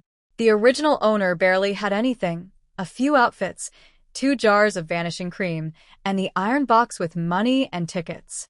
I put the cash into my space and fit everything else into one military duffel bag. I went to the library to return some borrowed books, then to the bank to deposit the 800 yuan settling in money into a savings account. Carrying that much cash on a 5-day train ride was risky, and keeping it in my space would raise questions when I eventually handed it back to Fu Chen. Mother-in-law took the afternoon off work and went shopping. She came back with a military canteen, 2 new skirts, candy, pastries, and a can of malted milk powder. She kept stuffing things into my bag one after another. "Mom, that's enough. I'll buy whatever I need when I get there." She nodded, but her hands kept going. Her brain and her hands were operating on 2 completely different systems. Father-in-law finally stepped in, saying he'd already called Fu Chen to buy bedding and supplies on his end, and I should travel light. Mother-in-law reluctantly stopped. She got teary-eyed. Since Fu Yan left for the countryside, I'd been the one keeping her company. Now I was leaving too. Father-in-law quickly comforted her. Maybe next time, Fu Chen and I would come home together. That thought brightened her up. Her son hadn't been home in 2 years. Having us both visit would be wonderful.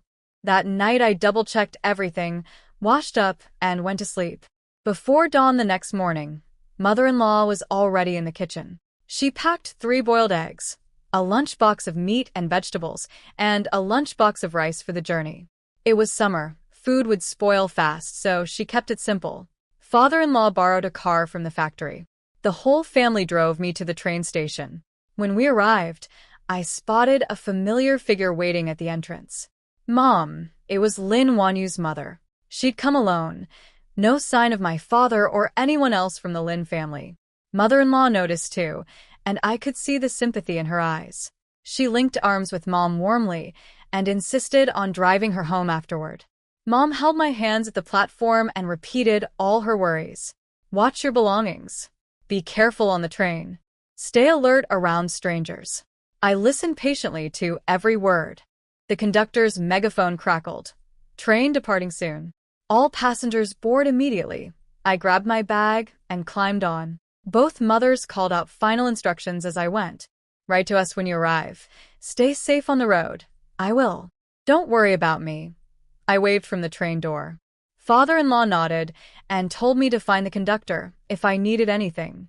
I took one last look at the two mothers standing side by side on the platform, one who'd raised me, one who'd taken me in, and stepped inside.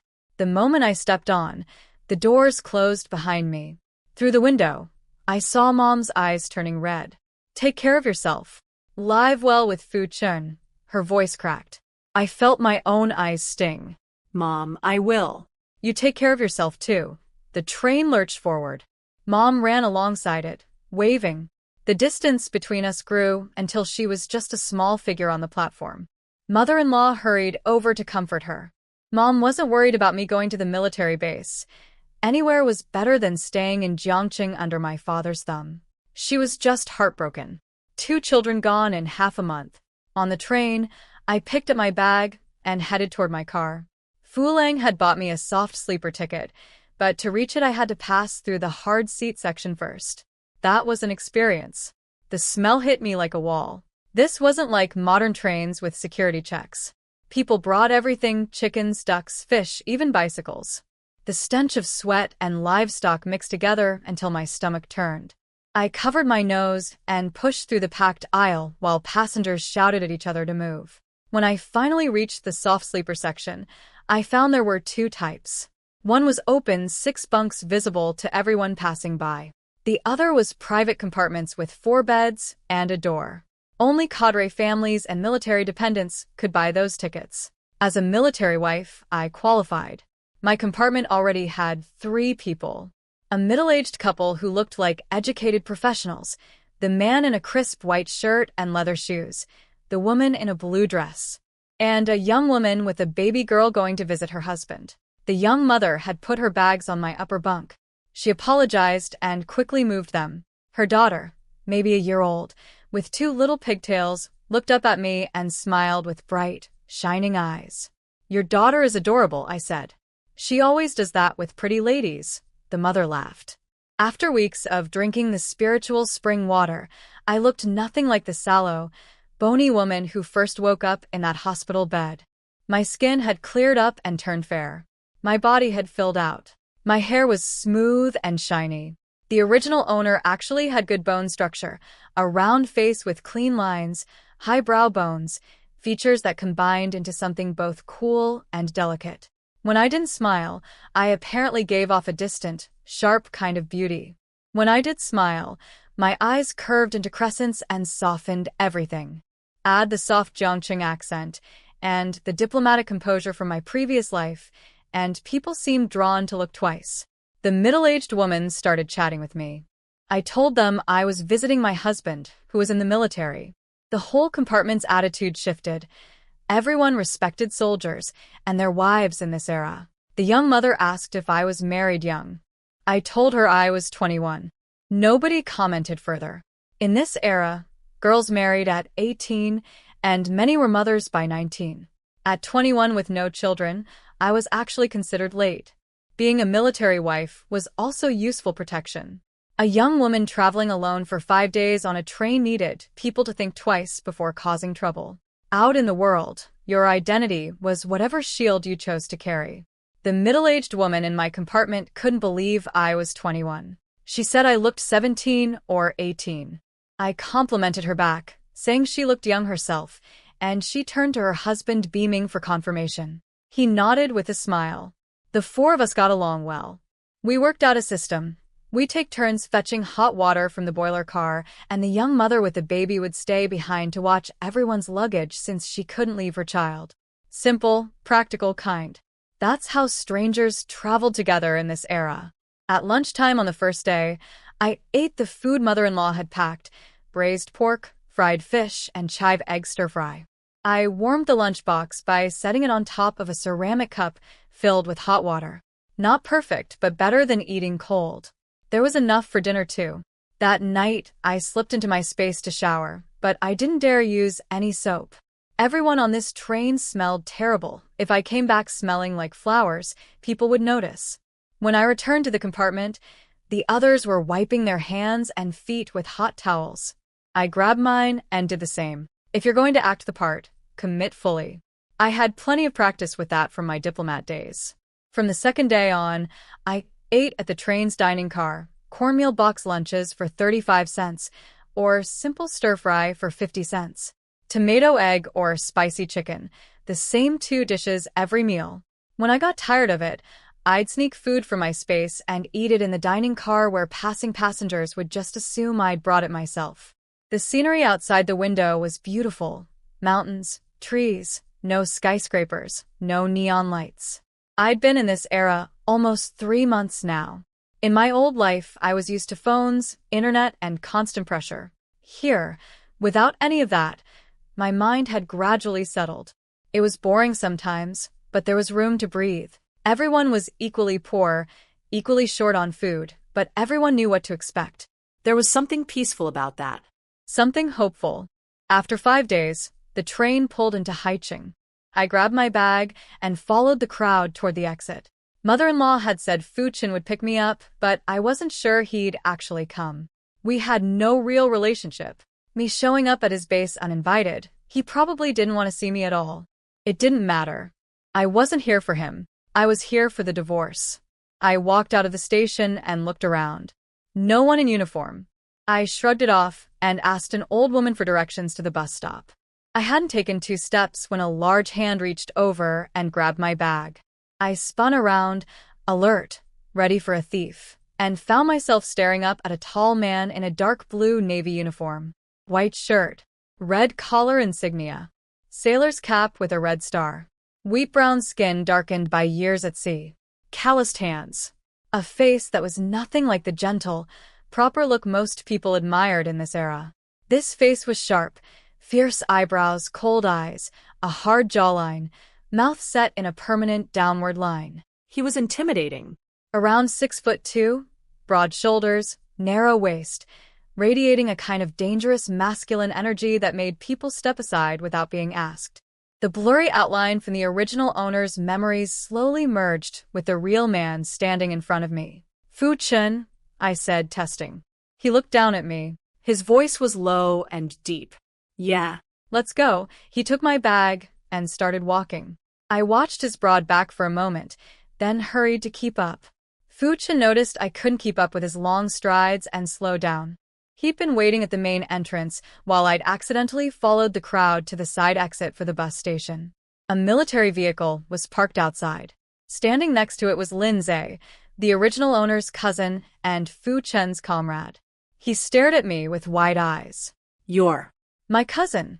He barely recognized me. The last time he saw the original Lin Wanyu, she was timid, sallow-skinned, and covered in acne. Now I looked completely different. "In the flesh," I said.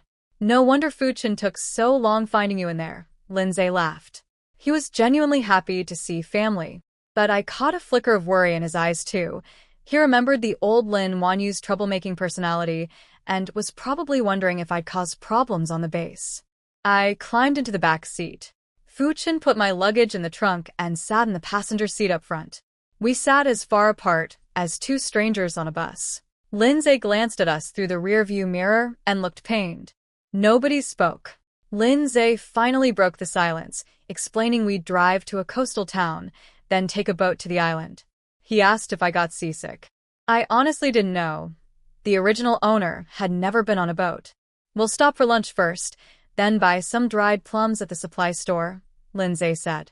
"If you feel sick on the boat, suck on one. It helps. Right, Fu Chen?" At the state restaurant in Haicheng, the menu was mostly seafood. The city was famous for it.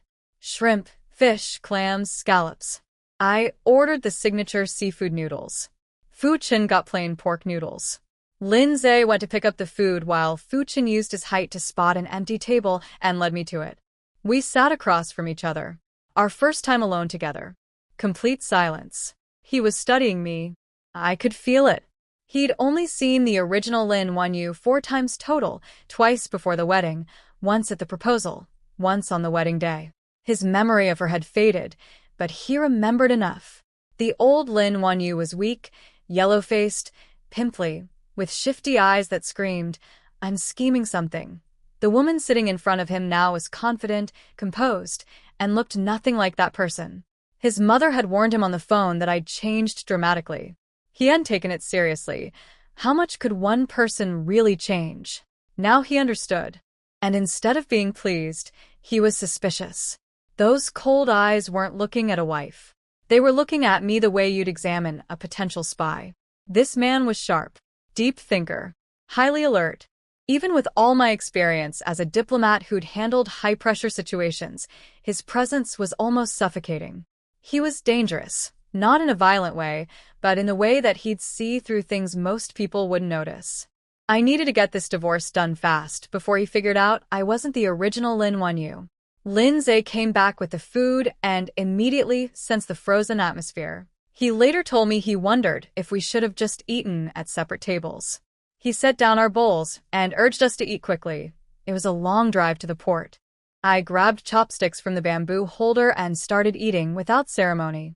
I noticed Fu Chen had been about to hand me a pair of chopsticks, but since I'd already grabbed my own, his hand changed direction, and he passed them to Lin instead. Lin caught the whole thing and couldn't help grinning. The great Fu Chen, shot down by his own wife without her even realizing it. But underneath the amusement, Lin was also surprised. The old Lin Wanyu had schemed desperately to marry this man. Now here she was, cold and indifferent toward him, not even bothering to smile. Both of us had walls up. Lin could tell. The road ahead for this marriage was going to be rough. After lunch, we drove out of the city toward the base. The road led to a coastal town called Qingshui Township, the Navy's port town. It had everything you'd need: a supply store, a state restaurant, a credit union, a post office, and several factories. Because it was a military port, security was tight, and even the local residents got good benefits. They could go to the shore for free to collect shellfish, clams, and crabs, and sell whatever they found at the port to military families. They'd just sit on the ground with a tarp and lay out their catch. No fancy setup needed. Lin checked his watch. The boats to the island ran on a fixed schedule tied to the patrol shifts, 3 trips a day. The next one left at 6 in the evening, so we had about 90 minutes to kill. He drove me around the town to learn the layout. The supply store and restaurant were a short walk from each other. The post office and bank were near the factories. The whole town was small enough to walk through in 3 or 4 hours, or bike through in 1 or 2. Lin told me the mail carrier came to the base by boat every Monday, so I wouldn't need to come to town just for letters unless it was urgent. We stopped near the post office, and I went in to make phone calls. First, I called Mom at the steel factory. She practically ran to the phone. "Wanyu, is that you?" "Mom, it's me. I'm safe in Haicheng." She let out a deep breath. We talked briefly. I told her I'd seen Fu Chen and Lin and that I'd write once I was settled. She told me to take care of myself. I could hear the relief in her voice. Then I called father-in-law at his office. He was worried too, asking if the journey was smooth. I told him everything was fine and asked him to pass the message to mother-in-law when he got home. While I was inside making calls, Lin and Fu Chen talked outside. Lin being Lin didn't hold back. "So, Fu Chen, My cousin came all this way to join you. What are you actually thinking?" Fu Chen stared at my silhouette through the post office window without answering. "She's really changed, you know. If you want to make this marriage work, drop the ice-cold act." Silence. "I'll take care of her since she's here," Fu Chen finally said. "Just take care of..."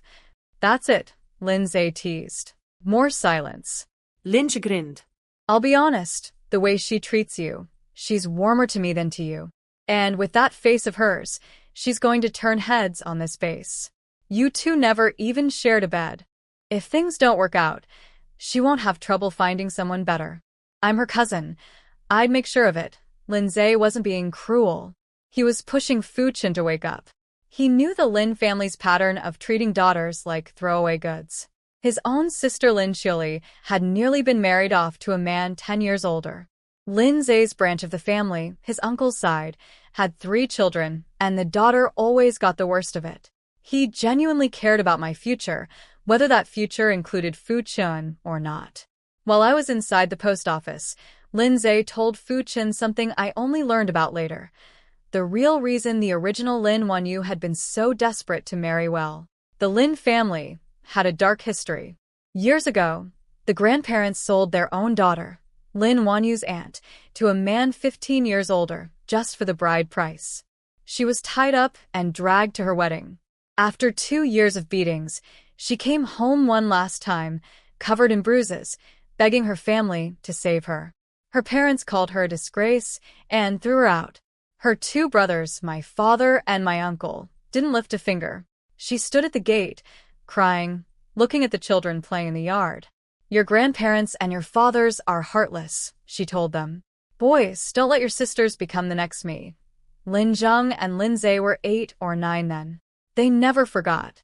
When their own sister Lin Qiuli was almost sold off to a man 10 years older, they fought like hell to stop it. She ended up marrying someone she chose and lived a decent life. But Lin too, my older brother, was different. When the grandparents started talking about marrying off the original Lin Wanyu, he stayed silent. He chose his own interests over his sister, just like always. Mom fought against it alone, but could one woman really stop the whole family? Lin Zai understood now. The original Lin Wanyu's scheme to trap Fu Chen wasn't just about impressing her father. It was survival. Without a father or brother willing to protect her, she was heading toward the same fate as her aunt. Marrying Fu Chen, even through deception, was the best escape she could find. A girl with nobody on her side had to fight dirty to save herself. "Fu Chen," Lin Zai said quietly. "My cousin's life at home was miserable. I understand your anger. But don't hurt her. I'm not violent," Fu Chen replied. Lin Zai looked at him, this man who was ruthless on military missions, and said flatly, "Yes, you are." Fu Chen had no response to that. I came out of the post office, and we headed to the port. The military car had a designated spot. Fu Chen carried my bag. The sun was setting, painting the ocean red and gold. It was beautiful. A soldier on the boat shouted through a megaphone for everyone to board.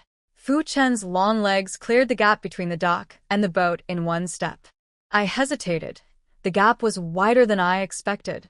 Then a large hand appeared in front of me. Fu Chen's hand. It was a good-looking hand, long fingers, calloused palm. In another life, he could have been a hand model. I didn't grab his hand. Instead, I gripped his wrist to pull myself aboard. A deliberate distance. I saw his fingers curl into a fist, his arm tensing. Once on the boat, I let go immediately. "Thank you." That was the second time I'd said those words to him today. Both times polite. Both times like talking to a stranger. I could see it was getting under his skin. Lin Zai's words from earlier were probably echoing in his head. "She treats you worse than she treats me." A young soldier on the boat spotted me, and his eyes went wide. He blurted out something about me being the deputy commander's wife, clearly stunned. I smiled and introduced myself. "I'm Lin Wanyu." "You can call me Comrade Lin." The soldier straightened up like he'd been electrified. The young soldier told me to sit down before the boat started moving. I found a spot and Fu Chen sat beside me, our luggage between us like a wall. Lin Zai untied the ropes, shouted, "Let's go," and we were off. The boat rocked hard on the waves. Looking out at the endless ocean with no land in sight made my stomach drop. It was beautiful but terrifying at the same time. The sunset was incredible. The whole sea glowed orange and red. When I mentioned how pretty it was, every soldier on the boat started talking at once, telling me this was nothing compared to the summer sunsets. They said the island had the best views of sunrise and sunset anywhere, and I'd get to see them every day. I'd expected the island to be boring, but maybe it had its charms. Still, a peaceful retirement life wasn't in my plans. The seasickness hit me halfway through. My stomach churned and my brow tightened. Without a word, Fu Chen held out an open bag of dried plums in front of me. I took one and popped it in my mouth. The sour-sweet flavor helped settle things down. The ride was only 30 minutes. Thankfully, I didn't throw up, but my chest felt tight and my legs were wobbly when we docked. Fu Chen reached out to steady my arm. I quietly stepped away from his hand. It hung in the air awkwardly for a moment before dropping. Lin rushed over and grabbed my arm instead, chattering about how all the military wives get seasick their first time. I noticed Fu Chen behind us, carrying my bag, watching me with those deep, unreadable eyes. At the base entrance, I registered with the guards. The young soldier on duty had clearly heard rumors. The other military wives had been saying Fu Chen's wife was dark-skinned and ugly, and that he couldn't stand her. When he saw me, his eyes went wide. So much for rumors. "Hello, sister-in-law," he shouted at full military volume. "Just call me Comrade Lin," I said. It was the second time I'd corrected someone who called me sister-in-law. I could feel Fu Chen's irritation behind me, though he said nothing. Inside the base gate, the first thing I saw was a row of buildings with a Chinese flag flying in the center. The Daily Life Supply Center, like a small store selling basic necessities. The base split into two directions, left for the military area, which required special clearance even for families, and right for the family housing compound. The island was much more developed than I'd expected. I'd imagined dirt roads and mud houses, but most surfaces were paved with concrete, and the buildings were solid. Because the island was large, the family compound was spacious too. Even the smallest courtyards were around 100 square meters. The compound sat on the highest ground, so walking deeper meant going uphill. Every yard had vegetable gardens and dried fish hanging on lines. Higher-ranking officers got standalone houses.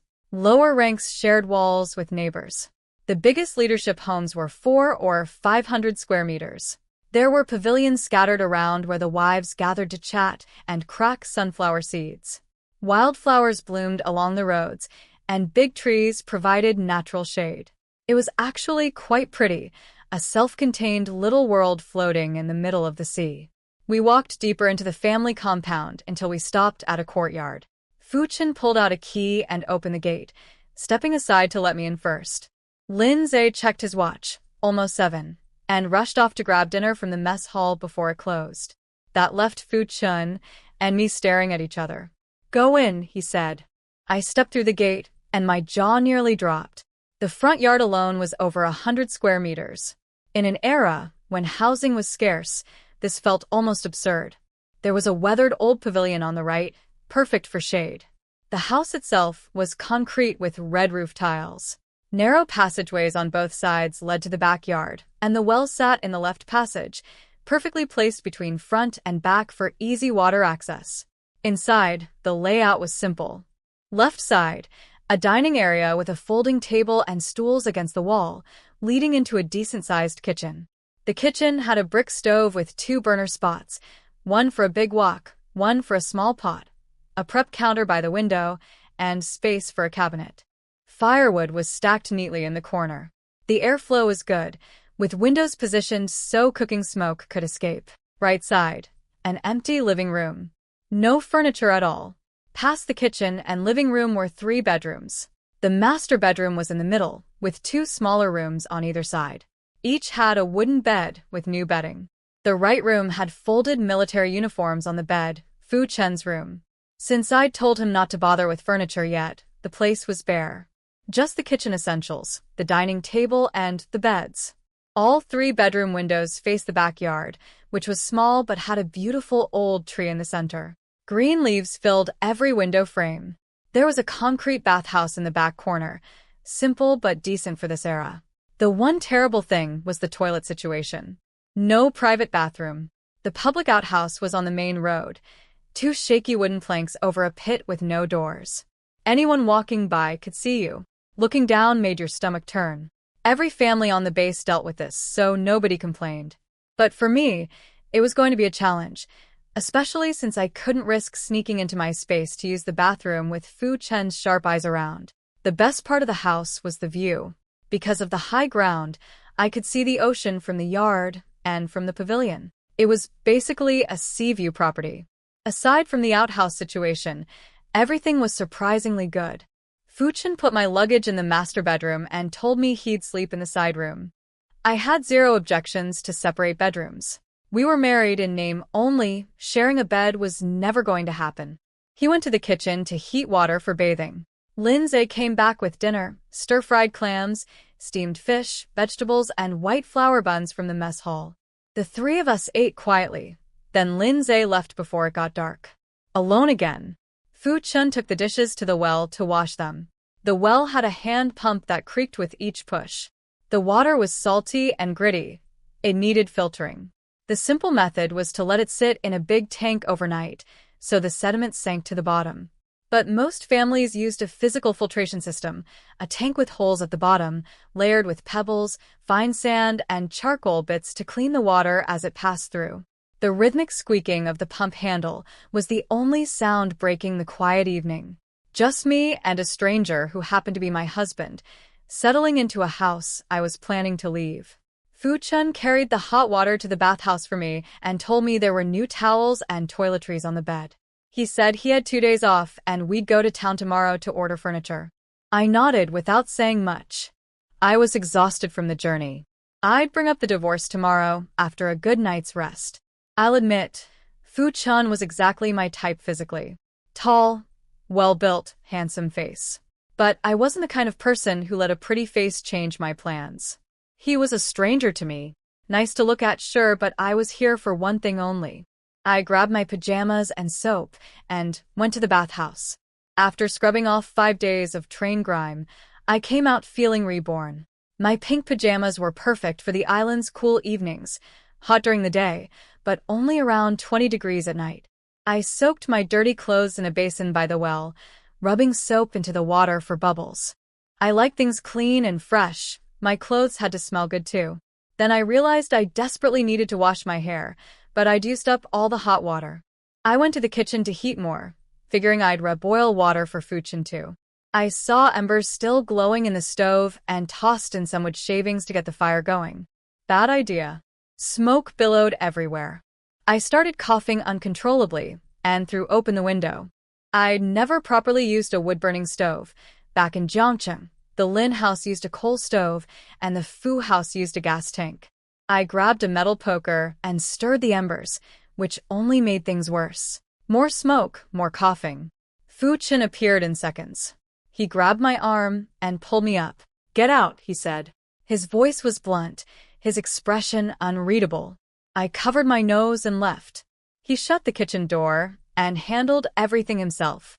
A while later, he came out carrying a bucket of hot water with a fresh pot already heating on the stove. He set the bucket by the well, scooped cool water from the storage tank to mix with it, and left everything ready for me to wash my hair.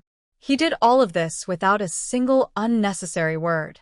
That was his style. Act, don't talk. On his way back inside, he noticed my clothes soaking in the basin. "I'll wash those after my bath," he said. No need. He was already gone. I mixed the water to the right temperature, let my hair down, and started washing. No shampoo available, just soap.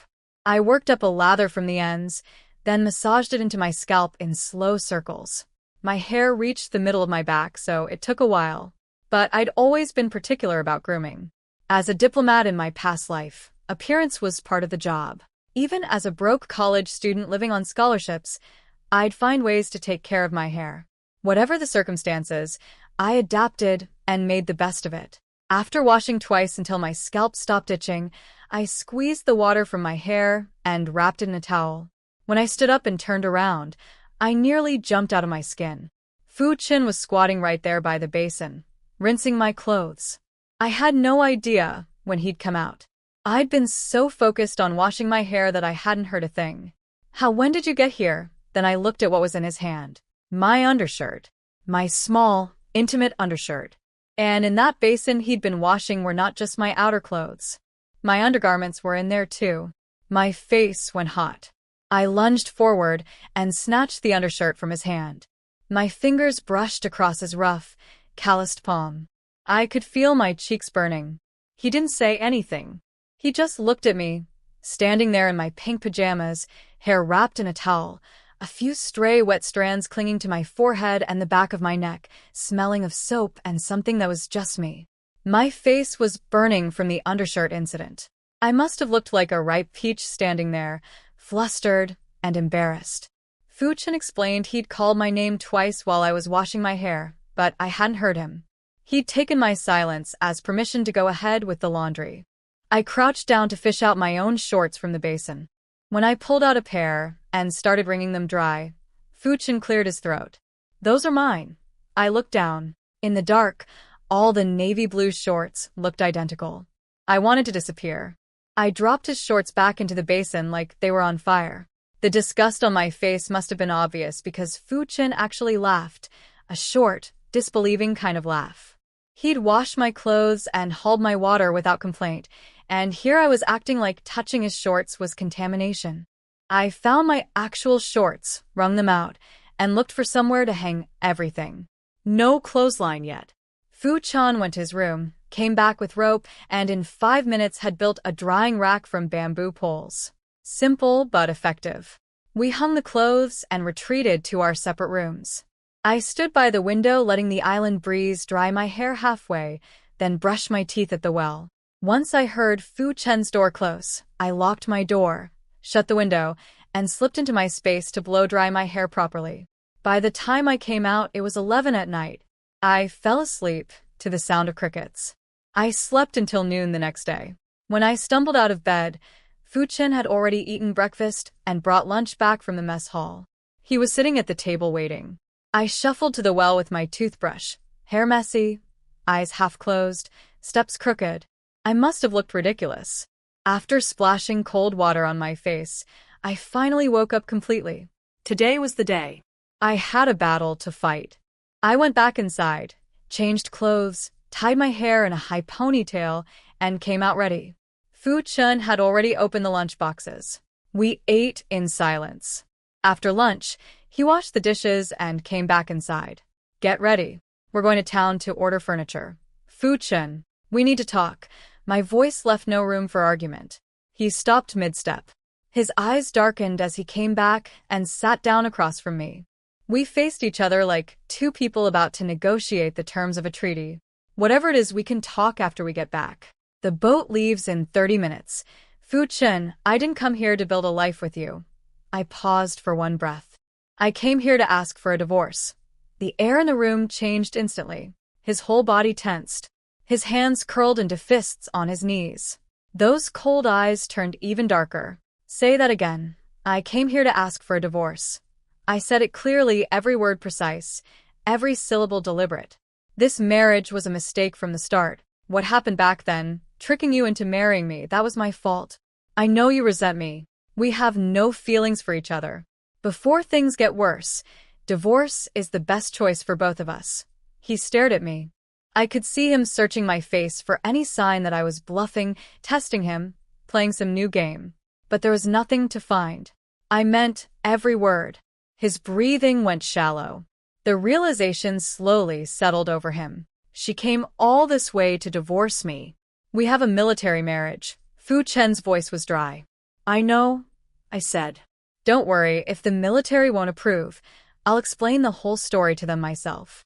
I've already studied the military marriage law. The fault was mine. Divorce won't hurt your career." His jaw clenched. He could see I'd come fully prepared.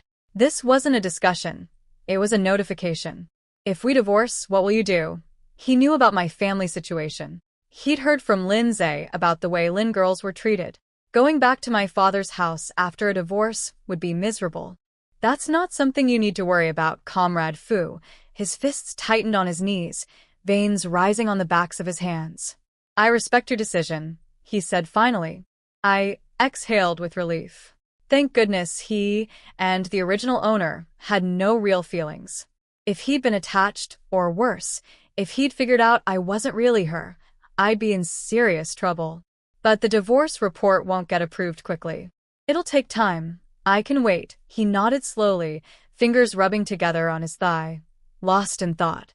"Can we go out now?" I looked at him, confused. "We just agreed to divorce. Why go shopping? Until the military approves it, you'll be living here. The house has nothing in it." We need basic furniture and food supplies.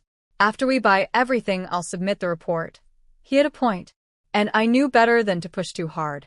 He'd just agreed to end our marriage. I should leave him some dignity. Okay.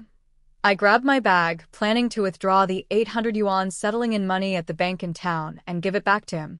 Walking side by side through the family compound, we immediately drew attention. Military wives poured out of the pavilions to get a look at me. They'd been hearing for days that the deputy commander's wife was coming. Oh my goodness, she's gorgeous. She looks like a fairy. Apparently someone had been spreading rumors that Fu Chen's wife was dark and ugly. The women were shocked to see the opposite. They swarmed around me, asking my name, examining my clothes, commenting on my hands. Those hands are so white and soft. Can she even do any work? I looked down at my hands and smiled awkwardly. I felt like a zoo animal being inspected from every angle. Fu Chen must have noticed my discomfort. He stepped forward, using his tall frame to shield me, and cut in with that intimidating face of his. We need to head out. We'll chat another time. The wives scattered immediately. Nobody argued with that face. Let's go, he said to me, his voice noticeably softer than what he'd used on everyone else. As we walked away, I could hear the explosion of gossip behind us. Did you hear how gentle he sounded with her? Who said their relationship was bad? Does that look bad to you? Where did she get that skirt? It's so pretty. That's just the regular supply store skirt. It looks different on her because she's beautiful. That waist. That figure. Sure, she's pretty, but can she actually do anything useful? We walked out of the compound to the port, where military families were already lining up to board the boat. Fu Chen stepped onto the boat in one long stride, and before he'd even turned around, his hand was already reaching back toward me. The gap is wide. Be careful. He was right. My legs weren't as long as his. I held onto his arm to climb aboard. My pale hand against his sun-darkened skin was a strange contrast. Today's boat ride was better than yesterday. No seasickness. In fact, the rocking almost put me to sleep. But then a massive wave hit, and the boat lurched violently. I lost my grip and pitched forward. A large hand caught my arm and pulled me back into my seat like I weighed nothing. Hold on, he said. When we reached shore, I needed to go to the bank first to withdraw money. Fu Chen led me to the bus stop at the port. Buses came every 30 minutes. Tickets started at 4 cents. He paid 12 cents for both of us. On the way to the stop, he broke the silence, unexpectedly. Don't take what the wives said to heart. If you don't want to deal with them, just keep your distance. I know. I won't let it bother me. We stood at the bus stop like two strangers who happened to be waiting at the same place. The bus arrived and everyone squeezed on. The smell hit me like a wall. Worse than the train. Sweat, feet, livestock, dirt, all baking together in the stuffy heat. People talking and spraying saliva everywhere. I covered my nose and mouth. I wasn't being delicate. Anyone would suffer in this. Fu Chen glanced down at me. A dried plum might help. I reached into my bag to dig one out. At that exact moment, the bus slammed its brakes. I flew forward. Fu Chen grabbed my arm, but my face smashed straight into his chest. Pain shot through my nose. Tears sprang to my eyes involuntarily. I looked up at him, holding my throbbing nose. Was this man made of stone? How was his chest that hard? Where does it hurt? He leaned down to check, and suddenly our faces were very close. He could see the tears clinging to my eyelashes, my red nose, my flushed eyes. I could see him swallow. Let me look. I'm fine.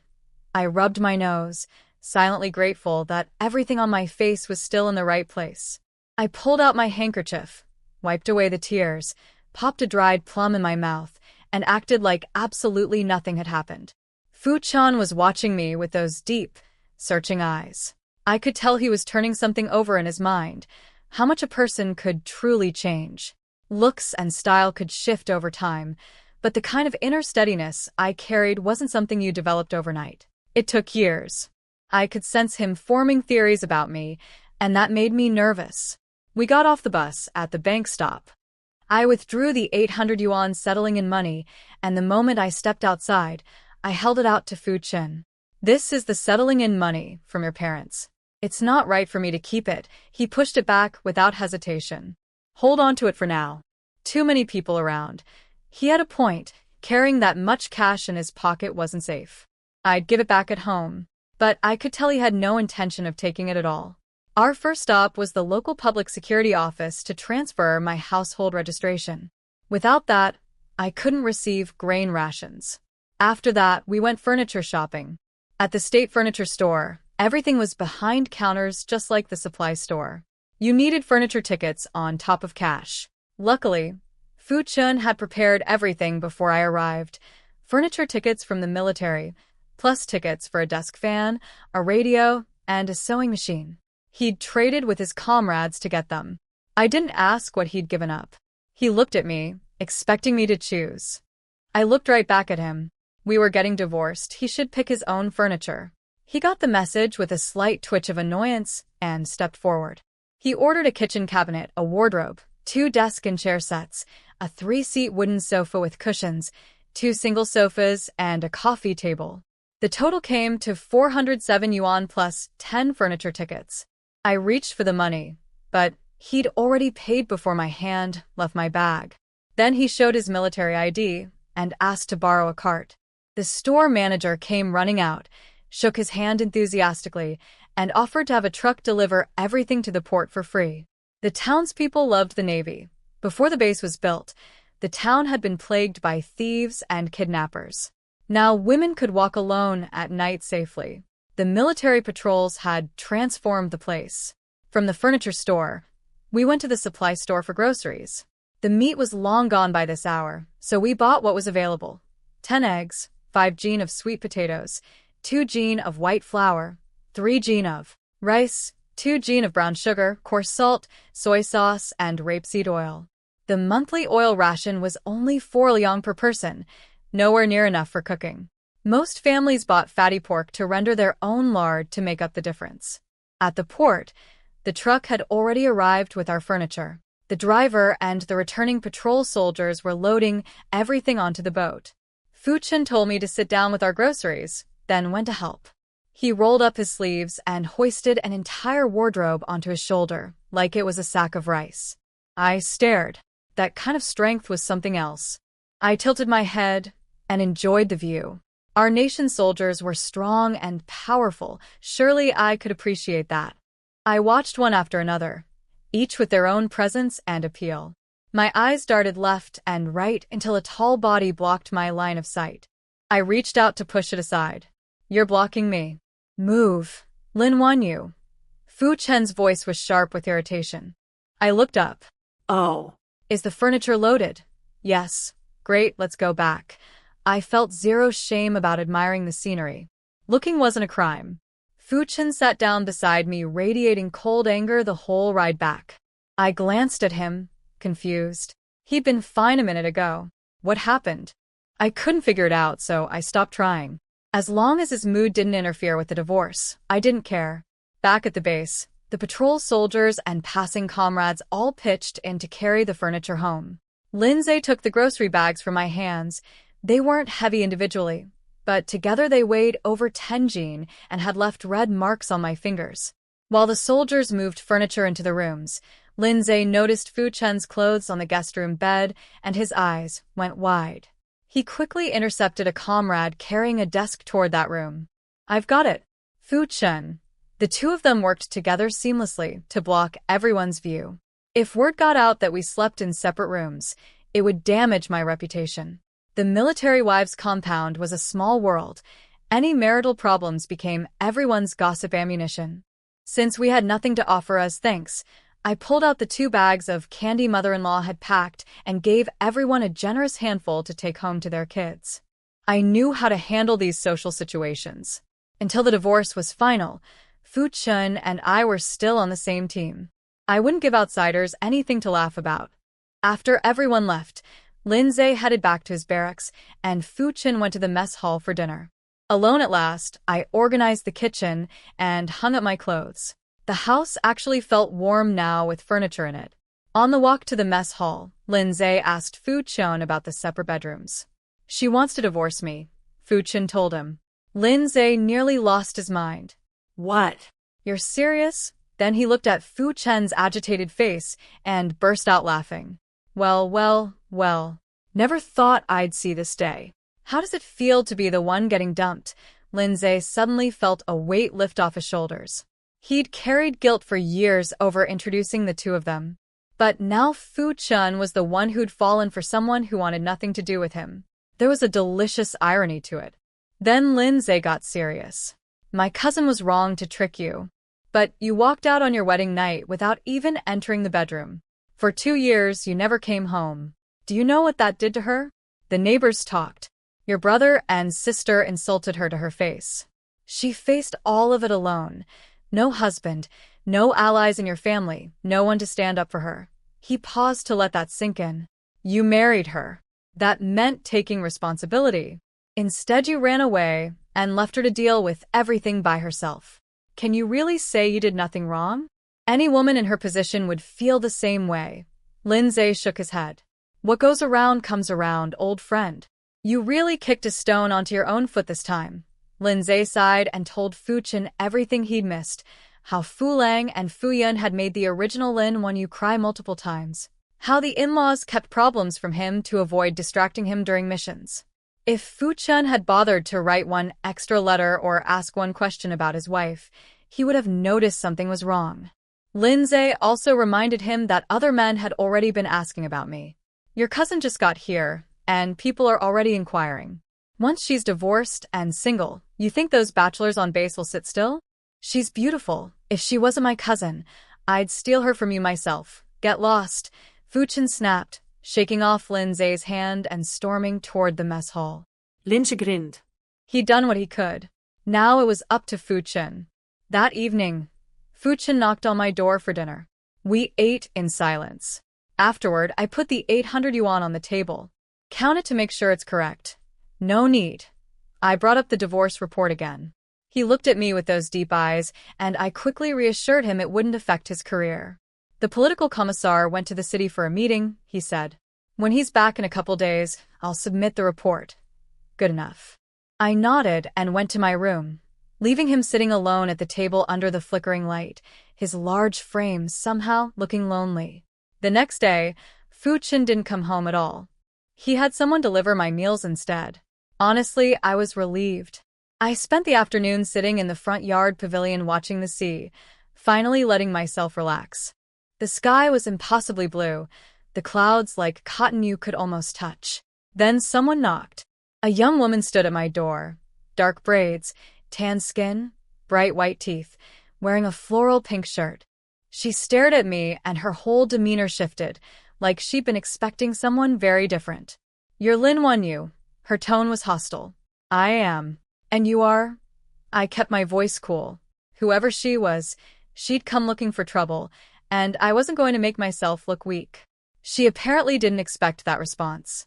Without another word, she burst into tears and ran away. I stood in the doorway, completely baffled. I hadn't even said anything harsh.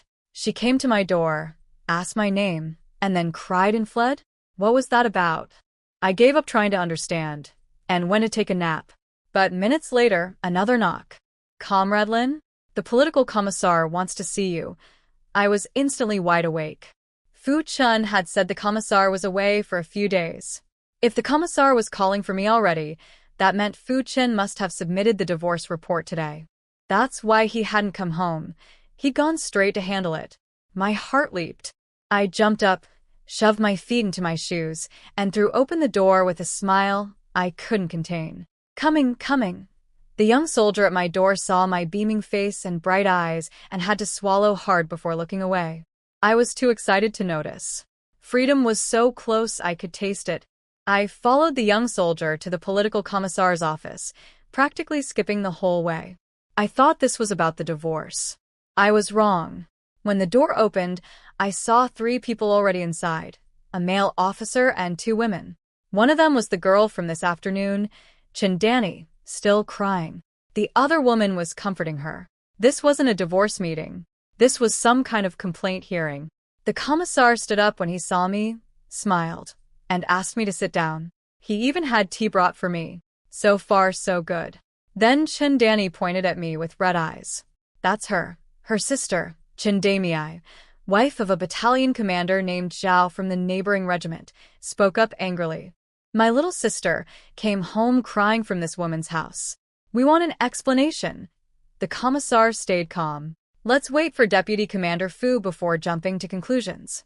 We can't decide based on one person's account. Chendamii tried to push harder, but her husband pulled her back after catching the commissar's sharp look.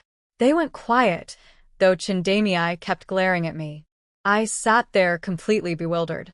All I'd done was answer my door, ask who she was, and she'd run off crying. What exactly was I supposed to have done? The commissar sent word for Fu Chen, who was out on a sea patrol. It was October 1st, and his regiment had patrol duty this month. When Fu Chen got back to port and heard I was in the commissar's office because someone accused me of bullying, he apparently rushed over immediately. Lin Wanyu came running too. Meanwhile, word spread through the base like wildfire. Fu Chen's commanding officer, Commander Li, heard that a wife from another regiment was causing trouble for their regiment's military spouse. He kicked a young soldier in the backside and ordered him to go find out what was happening. The whole regiment had a protective streak. Nobody was going to let an outsider bully one of their own. Fu Chen and Lin Wanyu burst into the office, still dusty from patrol. Fu Chen's eyes found me first, scanning me quickly. Once he confirmed I was fine and hadn't been mistreated, he relaxed slightly. They both saluted the commissar and sat down. The commissar laid out the situation plainly. Battalion Commander Zhao's wife says your wife bullied her sister. Chendamii was seen leaving your house in tears. I've called everyone here to understand what actually happened. Fu Chen and Lin Wanyu both turned to look at me. I looked right back at them with clear eyes. I had absolutely nothing to hide, because I genuinely had no idea what I'd supposedly done wrong. Fu Chen stood up from his chair before I could even explain. Commissar, my wife wouldn't bully anyone. His voice was firm, his stance protective. He didn't even hesitate. I was surprised. We were practically strangers heading for divorce, yet he defended me without hearing my side first. Chendamii, the battalion commander's wife, protested immediately. You can't just take her side, because she's your wife. Everyone saw my sister crying. Fu Chen stayed ice cold. My wife just arrived and doesn't know anyone here. Why was Chendamii at her house in the first place? All eyes turned to Chendamii. She stammered under the commissar's stern gaze. I just heard the deputy commander's wife came and wanted to see her. Nobody bought that. A stranger showing up alone at someone's door uninvited? The commissar pressed harder. Her brother-in-law, Battalion Commander Zhao, told her to stop lying. Her sister urged her to speak up before she dragged everyone down with her. The commissar turned to me. Comrade Lin, your account, please. I stood up and laid out the facts plainly. She knocked on my door. I asked who she was. She didn't answer. She asked if I was Lin Wanyu. I said yes, and asked who she was. She started crying and ran away. That was 3 sentences total. Standard conversation. She came to my door on her own, left on her own crying, and now I'm being accused of bullying her. Frankly, I find it ridiculous. The commissar's face darkened with every word. He turned on Chendamii. Is this true? She couldn't deny it. She finally mumbled that my cold attitude had upset her. I noticed her eyes flicker toward Fu Chen, and suddenly everything clicked. This wasn't about me at all.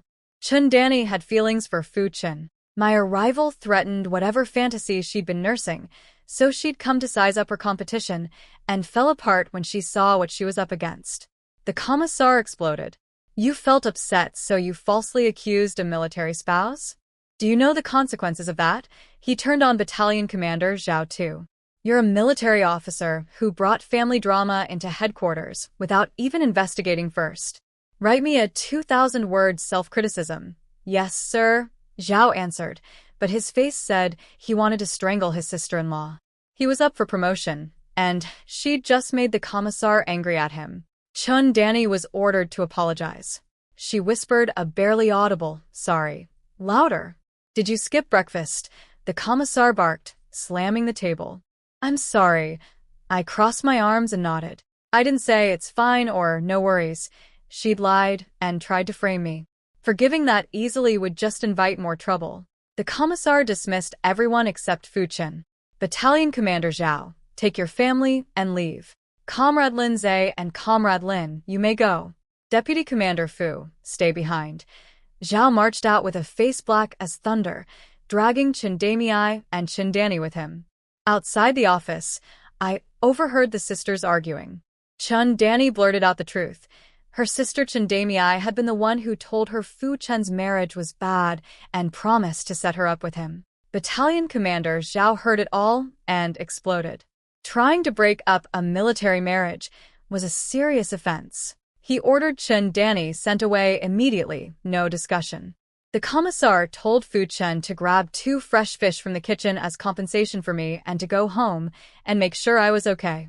When Fu Chen came out, he could tell something was wrong with me. And something was wrong. While waiting in the hallway, I'd overheard 2 soldiers talking. The political commissar hadn't gone to any meeting in the city. He'd been here the whole time. Fu Chen had lied to me about the divorce report. I couldn't understand why. He didn't want this marriage any more than I did, or so I thought. Why stall? Lin Zhe walked me back and asked if Fu Chen had made me angry. I shook my head. Not angry exactly. Just confused and frustrated. Lin Zhe told us to go home and talk it out. Just don't hit each other, he added, clapping Fu Chen's shoulder. Fu Chen gave him a look. Lin Zhe looked back at that fierce face and thought, yes, you absolutely look like someone who would. Back home, Fu Chen set down the fish, brought out 2 cups of water, and we sat across from each other. I crossed my arms and waited. I was wrong about the commissar, he said. I shouldn't have lied. Fu Chen, I thought our goals were the same. They're not. His voice was iron. I looked up sharply. I have never once considered divorce. Not before and not now. He explained that when he married the original Lin Wanyu, love didn't matter to him. Responsibility did. But now something had changed. He developed feelings. And that made him even less willing to let go. That's not your decision alone, I said. I meant it. I'd always held my own fate in my own hands. If peaceful negotiation didn't work, I'd tear the whole thing apart if I had to. Fu Chen saw the steel in my eyes. His pupils contracted. I could see the gears turning. That look, that fierceness, wasn't something the original Lin Wanyu could ever have possessed. Let's make a deal, he said. That got my attention. I sat up straighter. Negotiation and deals, that was my arena. For the first time since arriving in this world, I felt like I was on home ground. Divorce hurts both of us, he said calmly. In this era, it damages reputations and careers. For a woman especially, the restrictions are harsh. Even if you get your freedom, you'll be an outcast. A divorced woman alone, beautiful, with no backing, becomes a target, not a free person. Beauty itself is treated as a sin in this world. My smile vanished. My breath stopped. You know, I said quietly, a person doesn't change this much. I spread through my entire body. My fists clenched so tight my knuckles went white. He'd figured it out. I wasn't the original Lin Wanyu, and he knew. He looked at my white-knuckled fists and my frozen eyes, and I could see the confirmation register on his face. His gamble had paid off. Then he said something I never expected. I don't care who you are or where you came from. As long as you don't threaten national interests, I will protect you. I'll also admit, I'm not nearly as rational and disciplined as I believe myself to be. And the reason for that weakness is you. I looked into Fu Chen's eyes. They were full of me. But mine were full of calculations. He was right about everything. I knew this era's history inside and out. I couldn't live by modern values here. If I refused to follow the current, I'd be swallowed whole. These people weren't stupid. Their generation built a great nation from nothing in just decades. Trying to fight the system as an ordinary person would only destroy me. My training as a diplomat had taught me to read the situation and maximize my advantages. Whatever freedom you want, I can give it to you, Fu Chen continued. Being a military wife brings real benefits and protections. Let's try living together for a while. If you still want to leave after that, I'll buy you a job in the city and help you settle down. And I'll keep your secret. 3 days. That's all it took him to figure out I wasn't the real Lin Wanyu. Sharp, decisive, calm under pressure. No wonder this man became the commander-in-chief someday. 3 months, I said. That's the trial period. Deal. I went straight to my room, grabbed paper and a pen, and wrote up a formal agreement. 2 copies, both signed and fingerprinted. Doing things on paper was a habit I'd never break. Fu Chen looked slightly stunned watching me draft a legal document at the dinner table, but I caught a hint of amusement in his eyes. He signed without hesitation. His handwriting was sharp and forceful. Mine was elegant and flowing. Side by side on the page, they looked strangely harmonious. Since we'd agreed to try, I stopped mentioning divorce. Forward, not backward. Fu Chen went to cook dinner. We had eggs and the 2 fish from the commissar. He killed and scaled the fish with practiced hands, clearly not his first time. But his cooking skills were another story. The scrambled eggs looked fine. The rice was okay. But the braised fish had lost all its skin somehow and sat in the bowl, looking like a sad pile of flesh. "This is braised fish?" I asked, holding up a piece. His expression didn't change, but his ear tips turned red. "It's edible." I took a bite. The taste is actually okay. It was too salty, but it went well with rice. He saw right through my polite lie. "I'll get better," he said. Great. "You're strong, you can handle all the housework." I'd read enough psychology books to know how to train someone with praise and encouragement. People respond to feeling appreciated. Fu Chen didn't realize I was managing him. He just heard the compliment. "Okay," he said. I smiled. He'd walked right into it. That evening, I was at my desk sketching and writing notes when he knocked on my door. He handed me a cup of water. Then, before I could close the door, he put an iron box in my hands. Keep this. I'll be out on sea patrol a lot and won't be home much. Use it for anything the house needs. He walked away before I could refuse. I sat down and opened the box. Inside was a bank book, the 800 yuan settling in money I'd tried to return, his monthly salary of 140 yuan, and a stack of ration tickets, grain, meat, pastries, fabric, cotton. There were also the hard-to-get tickets for the sewing machine, desk fan, and radio, worth about 150 yuan combined. I opened the bank book and my jaw dropped. 3,500 yuan. He'd saved it all over his years of military service. Half his salary went to his parents, and he'd banked the other half with almost nothing to spend it on out here. My entire net worth was 440 yuan. His savings book alone was nearly 10 times that. I closed the box feeling a complicated mix of emotions. I put everything in the desk drawer, closed the window, and went to bed.